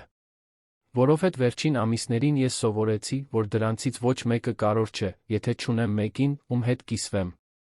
Եվ չեմ ուզում կիսվել ցանկացած մարդու հետ։ Ես ուզում եմ կիսվել ձեզ հետ։ Հաղթանուշը մեկ քայլ առաջ արեց, շատ մոտ կանգնելով նրան։ Իսկ եթե ես որոշեմ մնալ Դիլիջանում, ապա ես նույնպես կմնամ այստեղ։ Ուր էլ որ լինեք, այնտեղ եմ ուզում լինել։ Նա երկար ժամանակ ուսումնասիրեց նրան, կարծես փնտրելով մանիպուլյացիայի կամ կեղծիքի որե նշան։ Նա չգտավ։ Ես վախենում եմ ձեզ հավատալուց, շշնջաց նա։ Վախենում եմ նորից վիրավորվելուց։ Ես նույնպես վախենում եմ, խոստովանեց Էդուարդը։ Վախենում եմ չլինել այն տղամարդը, ում դուք արժանի եք։ Բայց ես փորձում եմ, հաղթանուշ։ Ամեն օր, ես փորձում եմ ավելի լավ լինել։ Նրա աչքերում այնքան անկեղծություն կար, որ հաղթանուշը զգաց, թե ինչ-որ բան փլուզվում է իր ներսում, պաշտպանության այն վերջին պատնեշը, որը նա պահպանում էր նրա դեմ։ Թերս, սկսեց նա, վարանելով։ Թերս մենք կարող ենք նորից փորձել։ Ոչ թե ինչպես նախկինում, այլ ինչ-որ նոր բան։ Ինչ-որ բան, որը կառուցված է հավասարության հարգանքի վրա։ Էդուարդի դեմքը լուսավորվեց հույսով։ Դա այն ամենն է, ինչ ես խնդրում եմ։ Մի հնարավորություն ցույց տալու ձեզ այն մարդուն, ում ես փորձում եմ լինել։ Հաղթանուշը ժպտաց, անկեղծ ժպիտով, որը լուսավորեց նրա դեմքը։ Եկեք դանդաղ անենք, լավ։ Մի օրը մեկ օր։ Մի օրը մեկ օր, համաձայնեց նա։ Մինչ նրանք ձեռք ձեռքի տված քայլում էին լուսնի լույսով լուսավորված լճի ափով, Էդուարդը հասկացավ, որ գտել է մի բան, որը իր ողջ փողը իշխանությունը երբեք չէին կարող գնել, երկրորդ հնարավորություն։ Եվ այս անգամ նա չէր վատնի այն։ Դիլիջանում օրերը վերածվեցին շաբաթների, իսկ շաբաթները ամիսների։ Հաղթանուշը Էդուարդը նոր բան էին կառուցում իրենց միջ, փխրուն թանկարժեք։ Դա նախկին հարաբերությունները չէին, հիմնված արտաքինի վերահսկողության վրա, այլ ավելի խորը բան, հիմնված անկեղծ խոսակցությունների փոխադարձ հարգանքի վրա։ Երանում ցուցահանդեսը նշանակված էր ամսվա վերջին։ Բազմաթիվ անկեղծ խոսակցություններից մտորումներից հետո Հաղթանուշը որոշեց ընդունել հրավերը, իսկ Էդուարդը պահեց իր խոստումը, աջակցելու նրան առանց վերահսկելու փորձի։ Մենք կարող ենք հյուրանոցում մնալ, առաջարկեց նա, մինչ օգնում էր Հաղթանուշին կատավները կատալոգացնել, որոնք պետք է ուղարկվեին։ Մենք պարտադիր չէ, որ վերադառնանք առանձնատուն։ Հաղթանուշը վարանեց։ Արաբկիրի առանձնատունը ներկայացնում էր այն ամենը, ինչ նա թողել էր հետում, ոսկե բանտը, արտաքինի կյանքը։ Բայց դա նա իր պատմության մի մասն էր։ Թերս ժամանակն է առերեսվել անցյալին, ասաց նա վերջապես։ Մենք չենք կարող հավերժ փախչել դրանից։ Էդուարդը հիացմունքով նայեց նրան։ Նախկին Հաղթանուշը կխուսափեր ցանկացած առճակատումից, կլռեր կընդուներ նրա որոշումները։ Այս նոր Հաղթանուշը խոսում էր այն, ինչ մտածում էր, առերեսվում էր իր վախերին։ Եթե դա եք ուզում, մենք կարող ենք այնտեղ մնալ, համաձայնեց նա։ Ամեն դեպքում, ես մտածում եմ առանձնատունը վաճառելու մասին։ Հաղթանուշը զարմացած նայեց նրան։ Վաճառել։ Բայց դուք սիրում եք այդ տունը։ Ես սիրում էի այն, ինչ այն ներկայացնում էր, հաջողություն, կարգավիճակ, իշխանություն։ Հիմա ես ուզում եմ մի վայր, որը կներկայացնի այլ բաներ։ Ինչ բաներ, հարցրեց Հաղթանուշը, անկեղծորեն հետաքրքրված։ Էդուարդը մի պահ մտածեց։ Խաղաղություն։ Իսկություն։ Մի վայր, որտեղ պետք չէ ոչ ոքի տպավորել, պարզապես ապրել։ Հաղթանուշը ժպտաց, թեթակի դիպչելով նրա թին։ Մտերմության այս փոքրիկ ժեստերը դեռ նոր էին նրանց միջ, խնամքով ուսումնասիրված, ինչպես մեկը, ով բարակ սառույց է փորձում լճի վրա։ Ով կմտածեր, որ Էդուարդ Մանուկյանը պարզ մարդ կդառնար։ Նա ծիծաղեց։ Մի չափազանցրեք։ Ես դեռ սիրում եմ իմ ներմուծված սուրճը, իմ թանկարժեք գինիները։ Մինչ նրանք պատրաստվում էին երան մեկնելուն, մեկ այլ հարց էր կախված նրանց միջ, չքննարկված, բայց միշտ առկա, Հաղթանուշի ամիսներ առաջ ուղարկած ամուսնալուծության հայցը, որը մնում էր անլուծելի։ Էդուարդը չէր ճնշում, հարգելով նրա ժամանակը, բայց երկուսն էլ գիտեին, որ ի վերջո պետք է որոշեին իրենց ամուսնության ապագան։ Դանիել Վարդանյանը, այն համադրողը, ով հետաքրքրություն էր ցուցաբերել Հաղթանուշի նկատմամբ, շարունակում էր երբեմն հաղորդագրություններ ուղարկել, միշտ պրոֆեսիոնալ, բայց անձնական ենթատեքստով, որը աննկատ չէր մնում։ Էդուարդը դիտում էր այդ փոխազդեցությունները անվստահության հրաժարականի խառնուրդով։ Նա այլևս իրավունք չուներ բացառիկություն պահանջելու, Հաղթանուշը ազատ էր այլ հնարավորություններ ուսումնասիրելու։ Երան մեկնելու նախօրեին Էդուարդը Հաղթանուշին գտավ Կարինեի հյուրատան այգում, աստղերին նայելիս։ Նա անձայն մոտեցավ, հարգելով նրա մտորումների պահը։ Ինչ եք մտածում, մեղմորեն հարցրեց նա։ Կյանքի մասին, պատասխանեց նա, աչքերը չկտրելով երկնքից։ Այն մասին, թե ինչպես ամեն ինչ այդքան արագ փոխվեց։ Հուսով եմ, դեպի լավը։ Հաղթանուշը շրջվեց դեպի նա, նրա աչքերը արտացոլում էին լուսնի լույսը։ Դեպի լավը, այո։ Բայց ես դեռ կասկածներ ունեմ, Էդուարդ։ Ինչի՞։ Մասին։ Մեր մասին։ Այն մասին, թե արդյոք մենք իսկապես կարող ենք հաղթահարել անցյալը։ Այն մասին, թե արդյոք դուք, նա վարանեց, արդյոք դուք իսկապես սիրում եք ինձ, թե պարզապես վախենում եք մենակ մնալուց։ Հարցը կախված էր նրանց միջ, ծանր կարոր։ Էդուարդը անմիջապես չպատասխանեց։ Նախկինում նա կասեր այն, ինչ նա ուզում էր լսել, կմատնանշեր իրավիճակը իր օգտին։ Բայց հիմա նա զգում էր, որ պարտական է նրան, իրեն, լիակատար անկեղծություն։ Ես միշտ մտածել եմ, որ գիտեմ, թե ինչ է սերը, դանդաղ սկսեց նա։ Կարծում էի, որ դա տիրապետելու, պաշտպանելու, վերահսկելու մասին է։ Իր կողքին կատարյալ մարդ ունենալու մասին, որպես մրցանակ։ Բայց երբ դուք հեռացաք, երբ տեսաք, թե ինչպես ծաղկեցիք ինձանից հեռու, հասկացա, որ երբեք ոչինչ չէի հասկացել։ Հաղթանուշը ուշադիր լսում էր նրան, դեմքը մեղմ լուսնի լույսի ներքո։ Հիմա, երբ մտածում եմ սիրո մասին, շարունակեց նա, մտածում եմ ազատության մասին։ Ցանկանալու տեսնել ձեզ փայլող, նույնիսկ եթե դա նշանակում է, որ ես պետք է մնամ ստվերում։ Հարգելու ձեր ընտրությունները, նույնիսկ երբ դրանք այն չեն, որոնք ես կանեի։ Ցանկանալու ձեր երջանկությունը իմ սեփականից վեր։ Նա խորը շունչ քաշեց, շարունակելուց առաջ։ Չգիտեմ, դա սեր է, հաղթանուշ։ Բայց գիտեմ, որ երբեք ոչ մեկի հանդեպ չեմ զգացել այն, ինչ զգում եմ ձեր հանդեպ։ Եվ եթե ձեզ ավելի շատ ժամանակ է պետք, եթե պետք է ուսումնասիրել այլ հնարավորություններ, ինչպես Դանիելը, համոզվելու համար, ես հասկանում եմ։ Ես այստեղ կլինեմ, սպասելով, առանց պահանջների։ Հաղթանուշը զգաց, թե ինչպես են արցունքները գոյանում իր աչքերում։ Նրա խոսքերում այնքան անկեղծություն կար, այնքան տարբեր այն մանիպուլյատոր Էդուարդից, ում նա ճանաչում էր։ Դանիելն ինձ զանգահարեց այսօր, ասաց նա, մի պահ լռելուց հետո։ Նա կլինի Երանում ցուցահանդեսի բացմանը։ Էդուարդը կրծքավանդակում սեղմում զգաց, բայց գլխով արեց։ Իհարկե։ Նա կարոր համադրող է։ Նա ինձ հրավիրեց ընտրելու հետո։ Մենակ։ Հետաց լռությունը լարված էր։ Էդուարդը ներքուստ պայքարում էր խանդի դեմ, արգելելու, վերահսկելու մղման դեմ։ Ինչ պատասխանեցիք, հարցրեց նա վերջապես, փորձելով ձայնը չեզոք պահել։ Ասացի, որ պետք է մտածեմ, պատասխանեց հաղթանուշը, աչքերը չկտրելով նրանից։ Որ պատասխան կտամ Երանում։ Էդուարդը կուլ տվեց, իր ամբողջ ինքնատիրապետումը հավաքելով, ասաց. Ինչ էլ որ լինի ձեր որոշումը, ես կհարգեմ այն։ Հաղթանուշը մեկ քայլ առաջ արեց, շատ մոտ կանգնելով նրան։ Ինչու։ Ինչը։ Ինչու։ Դուք կհարգեիք իմ որոշումը ուրիշ տղամարդու հետ դուրս գալու մասին։ Դա դժվար հարց էր, որը դիպչում էր այն փոփոխությունների էությանը, որոնք Էդուարդը փորձում էր կատարել։ Որովհետ նա վարանեց, փնտրելով ճիշտ բառերը։ Որովհետ չեմ ուզում ձեզ սիրել որպես բանդ, այլ որպես այգի։ Ուզում եմ տեսնել ձեզ աճող, ծաղկող։ Նույնիսկ եթե դա նշանակում է, որ դուք կարող եք ընտրել այլ ճանապարհ։ Հաղթանուշը ժպտաց, ժպիտով, որը լուսավորեց նրա դեմքը նույնիսկ գիշերվա մթնշաղում։ Դա ամենագեղեցիկ բանն է, որ դուք երբե ասել եք ինձ։ Եվ ապա, Էդուարդի զարմանքին, նա մոտեցավ համբուրեց նրան։ Դա մեղմ, զգույշ համբույր էր, ինչպես առաջին համբույրը, որը, շատ առումներով, այդպես էլ կար։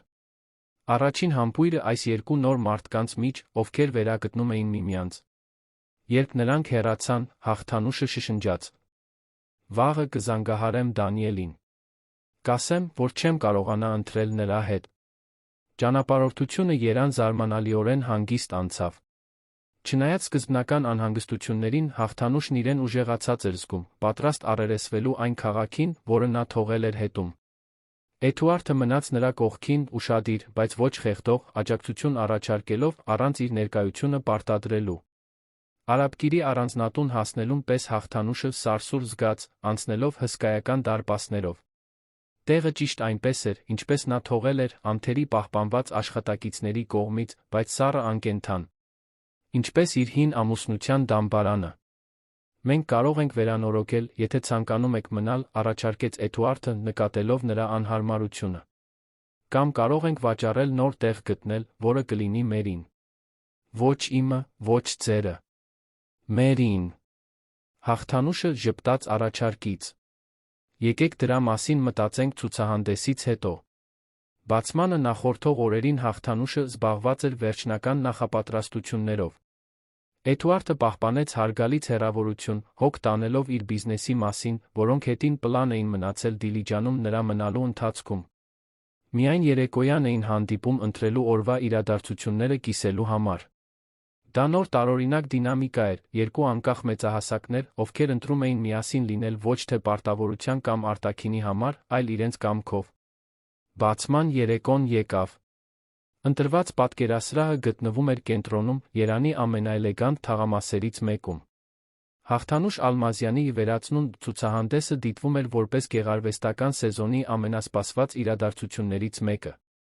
Դրա մի մասը անկասկած պայմանավորված էր մանուկյան զույգի նրանց անսովոր հաշտեցման շուրջ հետաքրքրությամբ, բայց մեծ մասը արվեստագետի տաղանդի նկատմամբ անկեղծ հետաքրքրությունն էր։ Հաղթանուշն առաջինը եկավ, ցանկանալով ստուգել աշխատանքների վերջնական դասավորությունը մի պահ մենակ մնալ մինչ հանրության ժամանումը։ Նա հագած էր էլեգանտ, բայց զուսպ զգեստ, որը ինքն էր ընտրել, ոչ թե այն շքեղ հագուստները, որոնք Էդուարդը հավանություն էր տալիս նախկինում, ոչ էլ Դիլիջանում իր առաջին օրերի չափազանց պարզ հագուստները։ Նա գտել էր իր սեփական ոճը, ինչպես գտել էր իր սեփական ձայնը։ Էդուարդը ժամանեց մի փոքր ուշ, հարգելով նրա տարածությունը։ Նա էլեգանտ էր իր կոստյումով, բայց նրա մեջ ինչ-որ այլ բան կար, ավելի հանգիստ, ավելի քիչ սպառնալից աուրա։ Երբ նրա աչքերը հանդիպեցին Հաղթանուշի աչքերին դահլիճի մյուս կողմում, նա ժպտաց անկեղծ հպարտությամբ, որը նա երբեք չէր տեսել։ «Նյարդային եք», հարցրեց նա, մոտենալով։ «Մի փոքր», խոստովանեց նա։ «Երանը տարբեր է Դիլիջանից։ Հանրությունն ավելի պահանջկոտ է, ավելի քննադատական։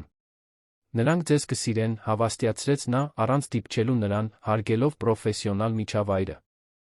«Ինչպես կարող էին չսիրել»։ Շուտով պատկերասրահը սկսեց լցվել։ Արվեստի քննադատներ, կոլեկցիոներներ, հայտնիներ, բոլորը անհամբեր սպասում էին տեսնելու նոր գեղարվեստական սենսացիայի աշխատանքները, իհարկե, ականատես լինելու այն զույգին, ովքեր գլխավորել էին Երանի բարձր հասարակության ամենաքննարկվող սիրավեպերից մեկը։ Հաղթանուշի զարմանքին, շատ մարդիկ, ում նա ճանաչում էր իր հին կյանքում, որպես Էդուարդի կին, թվում էր անկեղծորեն տպավորված էին նրա տաղանդով։ Կանայք, ովքեր նախկինում նրան վերաբերվում էին որպես Էդուարդի պարագայի, այժմ խնդրում էին լուսանկարվել պահի արվեստագետի հետ։ Էդուարդը աննկատ մնաց հետին պլանում, թույլ տալով Հաղթանուշին փայլել։ Երբեմն ինչ-որ մեկը մոտենում էր նրան մեկնաբանելու բիզնեսի կամ բիզնես շրջանակներից նրա բացակայության մասին, բայց նա քաղաքավարիորեն խոսակցությունը ուղղում էր ցուցահանդեսի Հաղթանուշի տաղանդի վրա։ Հենց այդ ժամանակ ժամանեց Դանիել Վարդանյանը։ Բարձրահասակ, էլեգանտ, անհերքելի հմայքով, նա ողջունեց Հաղթանուշին դեմքին համբույրներով ծաղկեփնջով։ «Դուք շքեղ եք, Հաղթանուշ», գովեց նա։ «Ինչպես ձեր աշխատանքները։ Երանին պետք էր ձեր լույսը»։ Հաղթանուշը շնորհակալություն հայտնեց, կիրթ, բայց զուսպ։ Նրա աչքերը փնտրեցին Էդուարդին, ով դիտում էր տեսարանը հեռվից։ Նա թեթակի ժպտաց, կարծես ասելով ամեն ինչ կարգին է, վերադարձավ ներդրողների խմբի հետ խոսելու։ Երեկոն առաջ էր ընթանում բացարձակ հաջողությամբ։ Մի քանի կտավներ արդեն վաճառվել էին, ներկա քննադատները ոգորված մեկնաբանություններ էին անում։ Դանիելը մնաց Հաղթանուշի մոտ, ուշադիր հմայիչ, մինչ Էդուարդը հարգում էր նրա տարածությունը։ Որոշակի պահի, մի կարճ ակնթարթում, երբ Հաղթանուշը մենակ մնաց, Դանիելը մոտեցավ երկու շամպայնի բաժակով։ «Մասնավոր տոնակատարություն», առաջարկեց նա, նրան բաժակ տալով։ «Ձեր արժանի հաջողության համար»։ «Շնորհակալություն, Դանիել», պատասխանեց Հաղթանուշը, ընդունելով խմիչքը։ «Ձեր ներկայությունը շատ բան է նշանակում»։ «Արդյոք դա ավելի շատ է նշանակում, քան նրանը», հարցրեց Դանիելը, գլխի թեթ շարժումով ցույց տալով Էդուարդին։ Հաղթանուշը հետեց նրա հայացքին։ Էդուարդը զրուցում էր մի տարեց զույգի հետ, հավանաբար կոլեկցիոներն էր, նրա կեցվածքը հանգիստ էր, նրա ժպիտը անկեղծ։ Այնքան տարբեր այն ամբարտավան վերահսկող Էդուարդից, ում նա թողել էր ամիսներ առաջ։ «Դա բարդ է», անկեղծորեն պատասխանեց նա։ Դանիելը մեկ քայլ առաջ արեց, ավելի մոտ կանգնելով նրան։ «Պարտադիր չէ։ Դուք տաղանդավոր արվեստագետ եք, Հաղթանուշ։ Դուք արժանի եք մեկին, ով դա կտեսնի հենց սկզբից, ոչ թե մեկին, ով միայն հասկացավ, երբ կորցրեց ձեզ»։ Նրա խոսքերում ճշմարտություն կար, Հաղթանուշը զգաց դրանց ծանրությունը։ «Մարդիկ փոխվում են, Դանիել։ Էդուարդ Մանուկյանի նման տղամարդիկ չեն փոխվում», պնդեց նա։ «Նրանք պարզապես ժամանակավորապես հարմարվում են, ստանալու համար այն, ինչ ուզում են։ Եվ նա ուզում է ձեզ հետ»։ Հաղթանուշս մեկ պահ դիտեց Էդուարդին։ Ճիշտ էր դա։ Ամբողջ այդ փոխակերպումը պարզապես բարդ ռազմավարությունն էր նրան նորից շահելու համար, որպեսզի հետո նորից դառնա նախկին սառը վերահսկող տղամարդը։ Ինչպես կարող եմ համոզված լինել, մրմնջաց նա, ավելի շատ իրեն, քան Դանիելին։ Չեք կարող, պատասխանեց նա, ավելի մոտ թեքվելով։ Բայց կարող եք այլ ճանապարհ ընտրել։ Ինձ հետ։ Եվ ապա, առանց նախազգուշացման, Դանիելը թեքվեց համբուրեց նրան։ Դա կարճ, բայց ինտենսիվ համբույր էր, որն արագ ընդհատվեց հաղթանուշի կողմից, ով հեռացավ, զարմացած շփոթված։ Դանիել, ես… Բայց նա երբեք չլսեց, թե ինչ էր նա պատրաստվում ասել, քանի որ այդ պահին Էդուարդը մոտեցավ։ Հաղթանուշը սպասում էր տեսնելու զայրույթ նրա աչքերում, թերս նույնիսկ հին տիրականությունը։ Փոխարենը, նա միայն ցավ տեսավ, խորը անկեղծ։ Կներեք ընդհատման համար, ասաց նա, ձայնը զսպված։ Պարզապես ուզում էի ասել, որ գնում եմ։ Շնորհավորում եմ փայլուն ցուցահանդեսի համար, հաղթանուշ։ Դուք արժանի եք յուրաքանչյուր գովեստի։ Եվ մինչ նա կարող էր պատասխանել, նա հեռացավ, ուղղվելով դեպի ելքը։ Էդուարդ, սպասեք, կանչեց հաղթանուշը, բայց նրա ձայնը կլանվեց պատկերասրահի աղմուկի մեջ։ Դանիելը ժպտաց, գոհ։ Թող գնա։ Նա ձեզ համար ճիշտ տղամարդը չէ։ Բայց հաղթանուշը չէր լսում։ Նրա աչքերը հետում էին Էդուարդի կերպարին, որն անհետանում էր ամբոխի մեջ։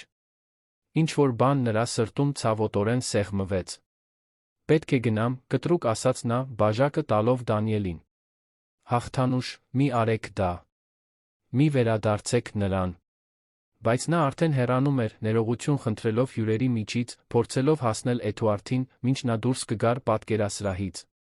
Երբ նա վերջապես հասավ դռան մոտ, տեսավ, որ նա մտնում է իր մեքենան, դեմքը հանգստության դիմակ, որը չէր կարող թաքցնել ցավը նրա աչքերում։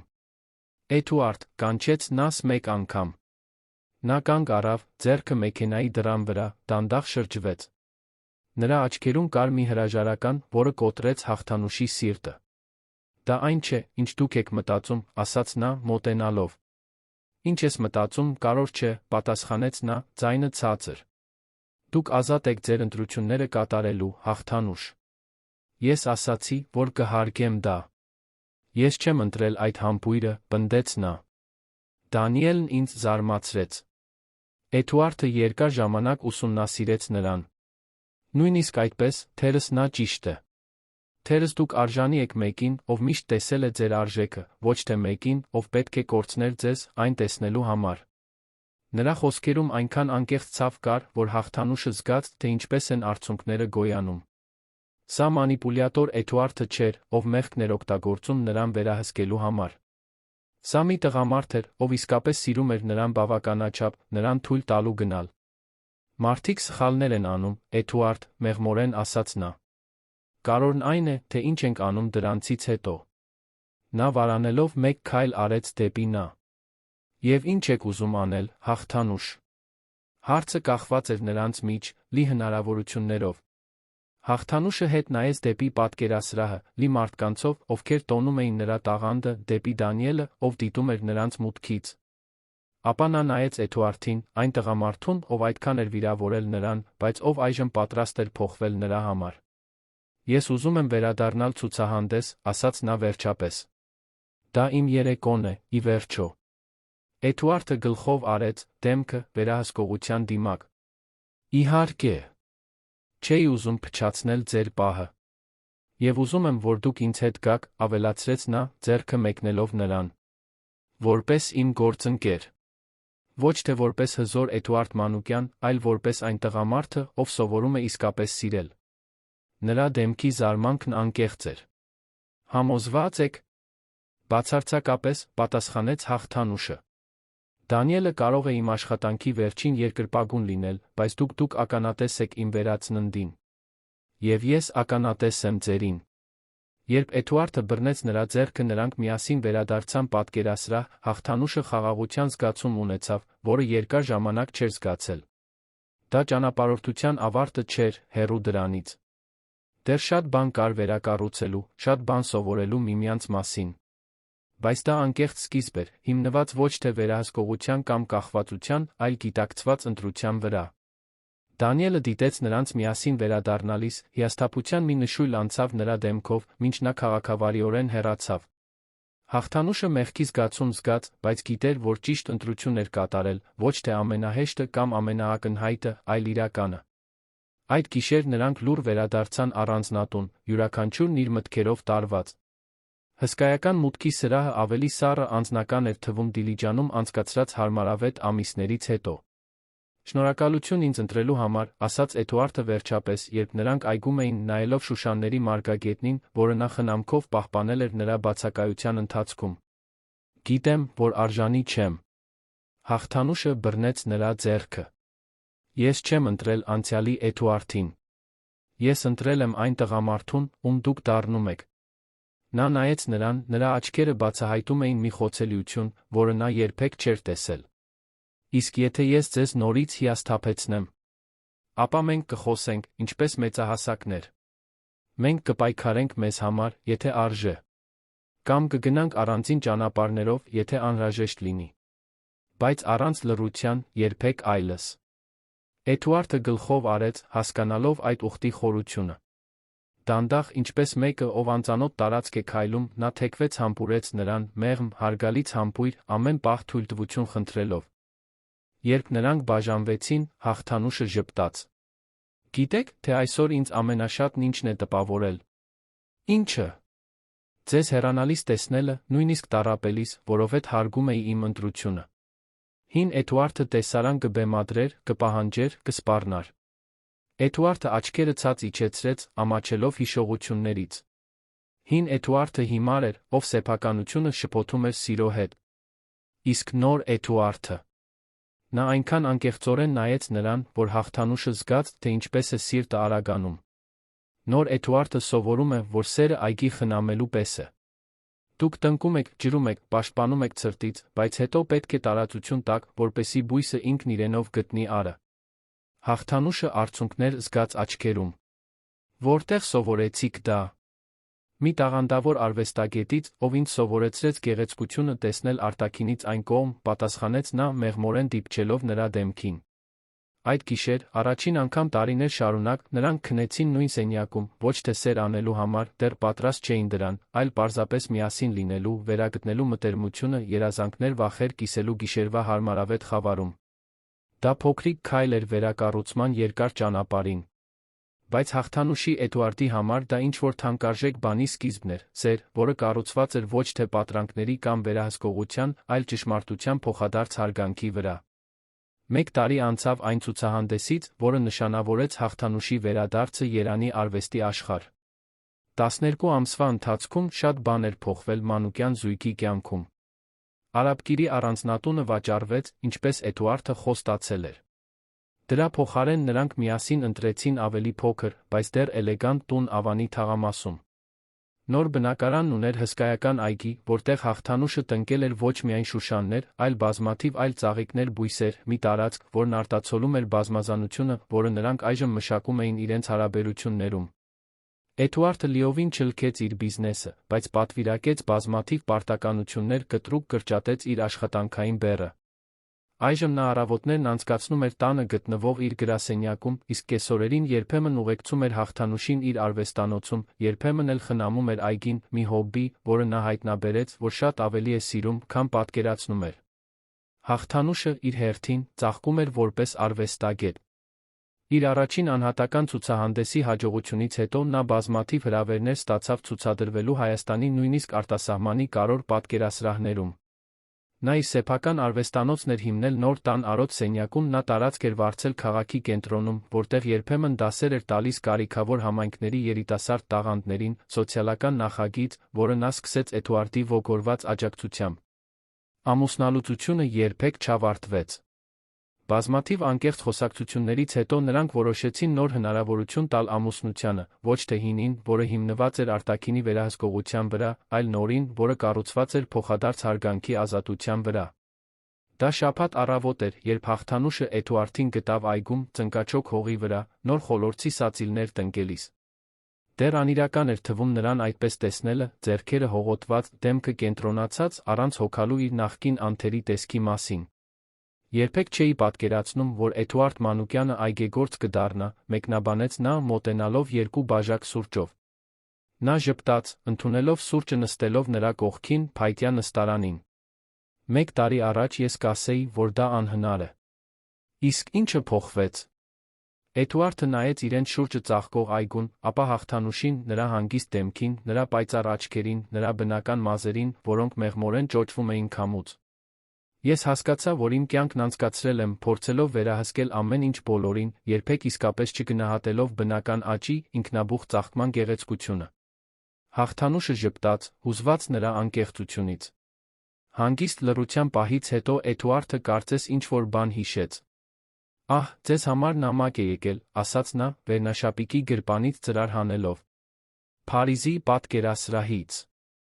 Հաղթանուշը վերցրեց ծրարը, ոգորված, բայց նա անհանգիստ։ Շաբաթներ շարունակ նա սպասում էր միջազգային ցուցահանդեսի պատասխանին, որը կարող էր լիովին փոխել իր կարիերան։ «Դուք չբացեցիք», հարցրեց նա, նկատելով, որ ծրարը անձեռնմխելի էր։ Էդուարդը անկեղծորեն զարմացած թվաց հարցից։ «Իհարկե ոչ։ Դա ձեր նամակագրությունն է, ձեր կարիերան, ձեր որոշումը»։ Հաղթանուշը երախտագիտության ալիք զգաց։ Նախկին Էդուարդը կբացեր, կկարդար որոշումներ կկայացներ նրա փոխարեն, ամեն ինչ իր շահերը պաշտպանելու պատրվակով։ Այս նոր Էդուարդը հարգում էր նրա սահմանները, նրա ինքնավարությունը։ Թեթակի դողացող ձեռքերով նա բացեց ծրարը, արագ կարդաց։ Նրա դեմքը լուսավորվեց պայծառ ժպիտով։ Նրանք ընդունեցին, բացականչեց նա։ Ուզում են աշնանային սեզոնը բացել իմ ցուցահանդեսով։ Էդուարդը գրկեց նրան, անկեղծորեն ուրախ նրա համար։ Դա հրաշալի է։ Շնորհավորում եմ, իմ սեր։ Ոչ ոք ավելի արժանի չէ, քան դուք։ Հաղթանուշը մի փոքր հեռացավ, ուսումնասիրելով նրա դեմքը։ Դա նշանակում է, որ ես ստիպված կլինեմ առնվազն 1 ամիս անցկացնել Փարիզում, ամեն ինչ պատրաստելով։ Էդուարդը գլխով արեց, հասկանալով ենթադրյալ անհանգստությունը։ Դուք արժանի եք այդ հնարավորությանը։ Մենք կկարգավորենք ինչ-որ կերպ։ Դուք կարող եք ինձ հետ գալ, առաջարկեց նա, վարանելով։ Դուք կցանկանայիք դա, հարցրեց նա զգույշ։ Կցանկանայի, անկեղծորեն պատասխանեց նա։ Բայց միայն եթե դուք կարողանաք տարածություն տալ, որպեսզի դա իմ պահը լինի։ Առանց նախկինի պես վերահսկելու փորձի։ Կար մի ժամանակ, երբ այդ բառերը կվիրավորեին նրա հպարտությունը, կառաջացնեին պաշտպանական արձագանք։ Հիմա Էդուարդը պարզապես ժպտաց, լիովին հասկանալով։ Խոստանում եմ լինել պարզապես ձեր ամենամեծ երկրպագուն աջակիցը, ասաց նա։ Ուշադրության կենտրոնում կլինեք միայն դուք, ինչպես պետք է լինի։ Հաղթանուշը համբուրեց նրան, առաջին անգամ իսկապես ապահով զգալով իր ընտրության մեջ։ Այդ գիշեր նրանք նշեցին լուրը հատուկ ընթրիքով այգում, աստղերի տակ։ Էդուարդը խնամքով էր պատրաստել սեղանը, մոմեր, թարմ ծաղիկներ, նրա սիրելի գինին։ Ես ձեզ համար ինչ-որ բան ունեմ, ասաց նա, երբ նրանք ավարտեցին աղանդերը։ Հաղթանուշը հետաքրքրված դիտեց նրան, մինչ նա գրպանից փոքրիկ տուփ հանեց։ Մի պահ նա մտածեց, որ դա զարդ է, այն տեսակի նվեր, որը կտա հին Էդուարդը, ինչ-որ թանկ անձնական բան։ Բայց երբ նա բացեց տուփը, հին, գյուղական տեսքով բանալի գտավ։ Ինչ է դա, հարցրեց նա, շփոթված։ Էդուարդը ժպտաց, աչքերում հատուկ փայլով։ Դիլիջանում մի փոքրիկ ձկնորսական տան բանալին։ Այն լճի մոտ, որտեղ դուք ամեն առավոտ նկարում էիք։ Հաղթանուշը անխոս մնաց, բանալից նայելով Էդուարդին։ Ես գնեցի տունը, բացատրեց նա։ Մտածեցի, որ կարող ենք այն օգտագործել հանգստյան օրերին, տոներին։ Կամ երբեք դուք կարիք զգաք վերադառնալու ձեր արմատներին։ Վերամիավորվելու այն վայրի հետ, որտեղ վերածնվեցիք։ Արցունքներ գոյացան Հաղթանուշի աչքերում։ Սա ցանկացած նվեր չէր, դա մի խորհրդանիշ էր, որ Էդուարդն իսկապես հասկացել էր Դիլիջանի կարողությունը իր ճանապարհորդության մեջ, այդ պարզ, բայց նշանակալի վայրի արժեքը։ Դա կատարյալ է, շշնջաց նա։ Շնորհակալություն հասկանալու համար։ Նա բռնեց նրա ձեռքը սեղանի վրա։ Գիտեք, վերջին օրերին շատ եմ մտածել մեր պատմության մասին։ Այն մասին, թե ինչպես սկսվեց, ինչպես գրեթե ավարտվեց, ինչպես այդքան անսպասելիորեն վերածնվեց։ Եվ ինչ եզրակացության հանգեցիք, հարցրեց նա, շոյելով նրա ձեռքը։ Որ այն նախադասությունը, որը մեզ բաժանեց, մեր իսկական միության սկիզբն էր, պատասխանեց նա հեգնական ժպիտով։ Գեղեցիկ եղիր, բայց հեռու ինձանից։ Հիշում եք։ Հաղթանուշը գլխով արեց, այդ հանրային նվաստացման հիշողությունը դեռ ցավոտ էր, բայց այժմ փոխակերպված էր այն ամենով, ինչ եկավ հետո։ Դուք հեռու մնացիք, շարունակեց Էդուարդը։ Եվ ձեր բացակայության ընթացքում ես հայտնաբերեցի, որ իսկական գեղեցկությունը ոչ թե ձեզ որպես կատարյալ պարագա իմ կողքին ունենալն էր, այլ ձեզ տեսնելը, որպես անկախ անձնավորություն ծաղկող։ Եվ ես հայտնաբերեցի, որ իմ իսկական գեղեցկությունը կախված չէ ոչ մեկի հավանությունից, ավելացրեց նա։ Նույնիսկ ձերից։ Նա ժպտաց, մեղմորեն սեղմելով նրա ձեռքը։ Եվ դա ձեզ իմ աչքերում էլ ավելի գեղեցիկ է դարձնում։ Հաղթանուշը թեքվեց սեղանի վրայով մեղմորեն համբուրեց նրան։ Գիտեք, թե այս ընթացքում էլ ինչ սովորեցի։ Ինչը։ Որ սերը ոչ միայն շքեղ պահերի տպավորիչ ժեստերի մասին է։ Այն ամենօրյա ընտրությունների, հարգանքի փոքրիկ ժեստերի, վստահության դանդաղ անընդհատ կառուցման մասին է։ Էդուարդը գլխով արեց, մտածկոտ։ Ինչպես այգի խնամելը։ Հենց այդպես, ժպտաց Հաղթանուշը։ Եվ խոսելով ամենօրյա ընտրությունների մասին։ Նա դադարեց, հանկարծ նյարդայնացած թվալով։ Այո, քաջալերեց Էդուարդը, նկատելով նրա վարանումը։ Ես մտածել եմ ընտանիքի մասին, ասաց նա վերջապես։ Թերս մեր ընտանիքը ընդլայնելու մասին։ Էդուարդը մի պահ անշարժ մնաց, կլանելով այդ բառերի իմաստը։ Նախկինում երեխաները երբեք իր պլանների մաս չէին կազմում, նրանք բարդություն էին, շեղում իր նպատակներից։ Հաղթանուշը գիտեր դա երբեք չէր ճնշել, հատկապես այն բանից հետո, երբ նրանց ամուսնությունը սառը ձականություն դարձավ։ Դուք ուզում եք երեխա ունենալ, հարցրեց նա, ձայնը մեղմ։ Ուզում եմ, խոստովանեց նա։ Բայց միայն եթե դա մեր որոշումն է, ոչ թե իմ կամ ձեր։ Եվ միայն եթե դա սիրուց է, ոչ թե պարտավորությունից կամ սոցիալական կոնվենցիայից։ Էդուարդը դանդաղ վեր կացավ, շրջանցեց սեղանը, ծնկաչոք նստելով Հաղթանուշի աթոռի կողքին։ Նա բռնեց նրա ձեռքերը իր ձեռքերի մեջ, ուղիղ նայելով նրա աչքերին։ Ոչինչ ինձ ավելի երջանիկ չէր դարձնի, քան ձեզ հետ ընտանիք կառուցելը, ասաց նա այնպիսի հույզով, որը զարմացրեց երկուսին էլ։ Ընտանիք, հիմնված սիրո, հարգանքի, ազատության վրա։ Հաղթանուշը զգաց, թե ինչպես են արցունքները հոսում ազատորեն։ Համոզված եք։ Միայն ինձ հաճոյացնելու համար չէ։ Բացարձակապես համոզված եմ, պատասխանեց նա, ժպտալով իր սեփական արցունքների միջից։ Իրականում, ես նույնպես մտածել եմ դրա մասին, բայց չգիտեի, թե ինչպես մոտենալ հարցին։ Այդ գիշեր նրանք սեր արեցին ոչ թե նոր սիրահարների անզուսպ կրքով, ոչ էլ իրենց հին ամուսնության վերջին տարիների մեխանիկական սառնությամբ։ Դա խորը, քնքուշ նշանակալի միություն էր, կապի ֆիզիկական տոնակատարություն, որը խնամքով վերակառուցվել էր, քար առ քար, գրեթե ամբողջությամբ փլուզվելուց հետո։ 6 ամիս անց Փարիզի ցուցահանդեսը հսկայական հաջողություն ունեցավ։ Ինչպես խոստացել էր, Էդուարդը ուղեկցեց Հաղթանուշին, հարգալից մնալով հետին պլանում, մինչ նա փայլում էր եվրոպական արվեստի աշխարհի ուշադրության կենտրոնում։ Քննադատները նրան ողջունեցին որպես ժամանակակից լատինաամերիկյան արվեստի ամենաօրիգինալ խոստումնալից ձայներից մեկը։ Հենց ցուցահանդեսի փակման շաբաթվա ընթացքում Հաղթանուշը զգաց առաջին ախտանիշները։ Սկզբում նա դա վերագրեց պատկերասրահում երկար օրերի, հարցազրույցների, սոցիալական միջոցառումների հոգնածությանը։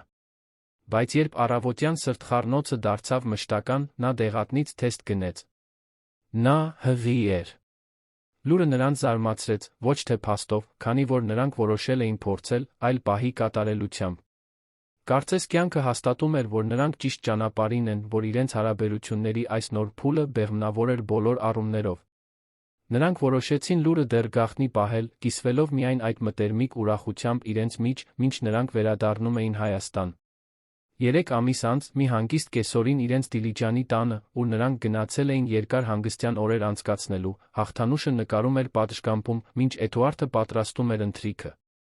Փորը դեռ տեսանելի չէր, բայց երկուսն էլ գիտեին այն փոքրիկ կյանքի մասին, որն աճում էր այնտեղ։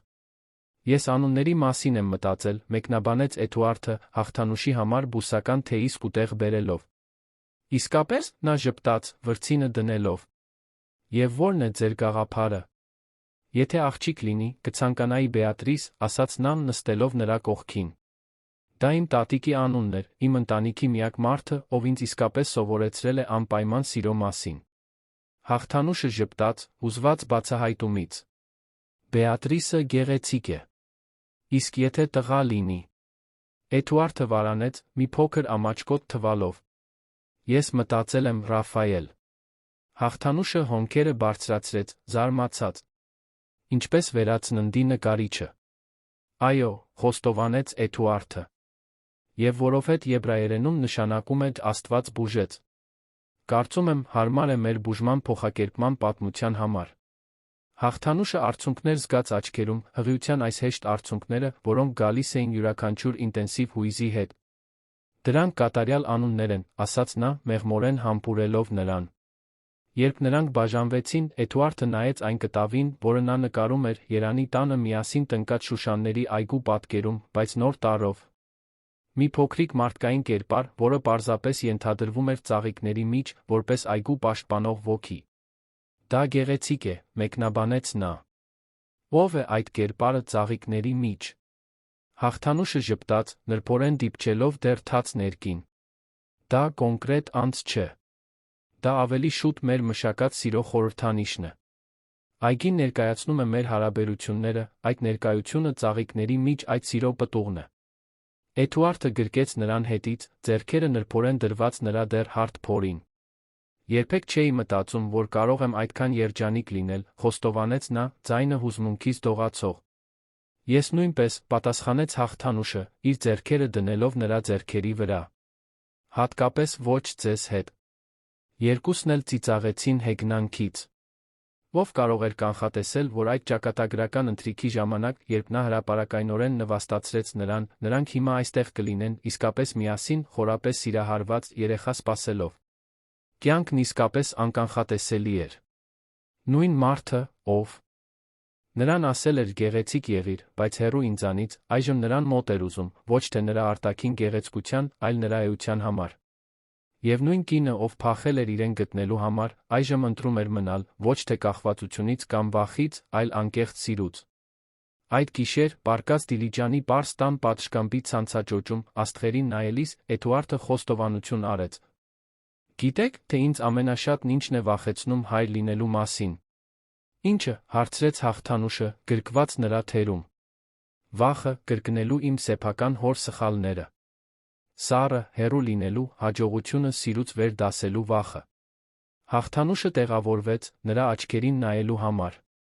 Դուք ձեր հայրը չեք, Էդուարդ։ Եվ արդեն ապացուցել եք, որ ի վիճակի եք փոխվել, սովորել, աճել։ Ինչպես կարող եք այդքան համոզված լինել։ Որովհետև ես տեսա ձեր փոխակերպումը իմ սեփական աչքերով, պատասխանեց նա, մեղմորեն դիպչելով նրա դեմքին։ Այն մարդը, ով դուք էիք, երբեք չէր ունենա այս խոսակցությունը, երբեք չէր խոստովանի իր վախերը։ Նա ժպտաց, մի փոքր ավելի հանգիստ։ Իսկ եթե ես սխալներ անեմ։ Դուք սխալներ կանեք, հավաստիացրեց նա, մեղմորեն ծիծաղելով։ Երկուսս էլ կանենք։ Բայց տարբերությունն այն է, որ մենք դրանք միասին կանենք, միասին կսովորենք, միշտ սերը հիմք կունենա։ Էդուարդը համբուրեց նրան, զգալով մի խաղաղություն, որը երբեք չէր զգացել։ Երբեմն դեռ զարմանում եմ, թե ինչպես ունեցա այդքան բախտ, շշնջաց նա նրա շուրթերին։ Դա բախտ չէր, ուղեց Հաղթանուշը։ Դա ընտրություն էր։ Ձեր ընտրությունը փոխվելու, իմ ընտրությունը հավատալու այդ փոփոխությանը։ Եվ մենք կշարունակենք ընտրել միմյանց ամեն օր։ 6 ամիս անց Բեատրիս Ալմազյան Մանուկյանը ծնվեց գարնան մի արոտ առավոտ։ Նա ուներ մոր արտահայտիչ աչքերը, հոր հանգիստ վճռականությունը, երկուսի կատարյալ համադրություն։ Էդուարդը, ով միշտ վախեցել էր հայրությունից, նրա մեջ գտավ ուրախության նպատակի անսպասելի աղբյուր։ Հզոր Էդուարդ Մանուկյանի տեսքը, ով օրորում էր իր դստերը, աներդաշնակ օրորոցայիններ երգելով, սովորական դարձավ Մանուկյանների տանը, Հաղթանուշի ուրախությանը։ Եվ Հաղթանուշը, ով մի անգամ լուրջ ստվեր էր ամուսնու կյանքում, այժմ փայլում էր իր սեփական լույսով, որպես արվեստագետ, որպես մայր, որպես լիարժեք կին։ Նրա արվեստանոցում անկյունում օրորոց էր դրված, որտեղ Բեատրիսը հանգիստ քնում էր, մինչ մայրը նկարում էր, ստեղծելով ավելի ու ավելի վառ էմոցիոնալ խորը աշխատանքներ։ Այգին, որը նրանք միասին էին մշակում, շարունակում էր աճել, ինչպես նա նրանց սերը, ոչ առանց մարտահրավերների, ոչ առանց դժվար պահերի, բայց միշտ վճռականությամբ ընտրելու միմյանց, ամեն օր ջրելու այն, ինչ նրանք տնկել էին։ Մի առանձնահատուկ կեսօրին, երբ Բեատրիսը 1 տարեկան դարձավ, նրանք ընկերներին ընտանիքին հավաքեցին Երանի տան այգում տոնակատարության համար։ Կարինեն եկավ Դիլիջանից, բերելով իր նոր ընկերոջը։ Հաղթանուշի ընտանիքը, Գեղարքունիքի մարզից, ում հետ նա վերականգնել էր կապերը, նույնպես ներկա էր։ Նույնիսկ Դանիելը կարճ ժամանակով հայտնվեց, այժմ զույգի հարգալից ընկերը Հաղթանուշի պրոֆեսիոնալ կնքահայրը արվեստի աշխարհում։ Մինչ նրանք դիտում էին իրենց դստերը, ով առաջին վարանող քայլերն էր անում մարգագետնում, շրջապատված մարդկանցով, ովքեր անկեղծորեն սիրում էին նրանց, Հաղթանուշը Էդուարդը հայացքներ փոխանակեցին։ Արժեր, ասաց նա, մեղմորեն համբուրելով նրա քունքը։ Ինչը։ Ամբողջ տառապանքը, ամբողջ բաժանումը, ամբողջ ցավը։ Արժեր, որ հասնենք այստեղ։ Հաղթանուշը ժպտաց, իր մատները միահյուսելով նրա մատներին։ Գիտեք, երբեմն ինչ եմ մտածում։ Ինչը։ Որ այդ սարսափելի նախադասությունն իրականում քողարկված նվեր էր։ Գեղեցիկ եղիր, բայց հեռու ինձանից։ Պետք էր, որ ես հեռու մնայի, իսկապես գեղեցիկ դառնալու համար, ներսից դրսից։ Եվ պետք էր, որ ես հեռու մնայի, որպեսզի դուք սովորեիք ինձ իսկապես տեսնել։ Էդուարդը գլխով արեց, հուզված այդ ճշմարտության խորությունից։ Իսկ հիմա հարցրեց նա գրկելով նրան հետից, մինչ նրանք դիտում էին Բեատրիսին, ով ծիծաղում էր մորական տատիկի գրկում։ Հիմա ես մոտ եմ, պատասխանեց Հաղթանուշը, շրջվելով դեպի նա։ Ոչ թե որովհետև դուք հրամայում եք կամ որովհետև ինձ պետք է, այլ որովհետև ընտրում եմ։ Ամեն օր, ես ընտրում եմ մոտ մնալ։ Եվ ես ընտրում եմ տեսնել ձեզ, լրացրեց Էդուարդը։ Իսկապես տեսնել ձեզ, ձեր ամբողջ ներքին գեղեցկությամբ։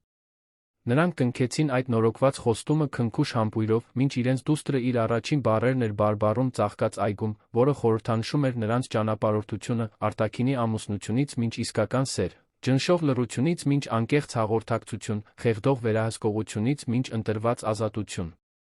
Եվ այդ այգում, Հաղթանուշի տնկած սպիտակ շուշանների միջ, նրանց պատմությունը շարունակում էր ծաղկել, ապացուցելով, որ նույնիսկ այն հարաբերությունները, որոնք անուղղելիորեն կորած են թվում, կարող են վերացնվել, եթե ջրվեն ճշմարտությամբ, հարգանքով ամեն օր սեր ընտրելու քաջությամբ։ Պատմության ավարտը, սիրելի ունկնդիրներ, հուսով ենք, որ Հաղթանուշի Էդուարդի պատմությունը դիպել է ձեր սրտերին։ Հույզերի այս ճանապարհորդությունը շարունակելու համար մենք հատուկ երկացանք ենք պատրաստել, նույնքան հրապուրիչ պատմություններով։ Գտեք այն այստեղ, սեղմելով ձեր ձախ կողմում։ Եթե հավանել եք փոխակերպման վերսկսման այս պատմությունը, մի մոռացեք բաժանորդագրվել մեր ալիքին հավանել տեսանյութը։ Ամեն օր մենք ներկայացնում ենք եզակի պատմություններ, որոնք ուսումնասիրում են մարդկային հարաբերությունների բարդությունը։ Մեկնաբանություններում կիսվեք, թե Հայաստանի որ մասից եք դիտում, ինչն է ամենաշատը դիպել ձեր սրտին սիրո նորացման այս պատմության մեջ։ Մենք անհամբեր սպասում ենք ձեր մեկնաբանություններին։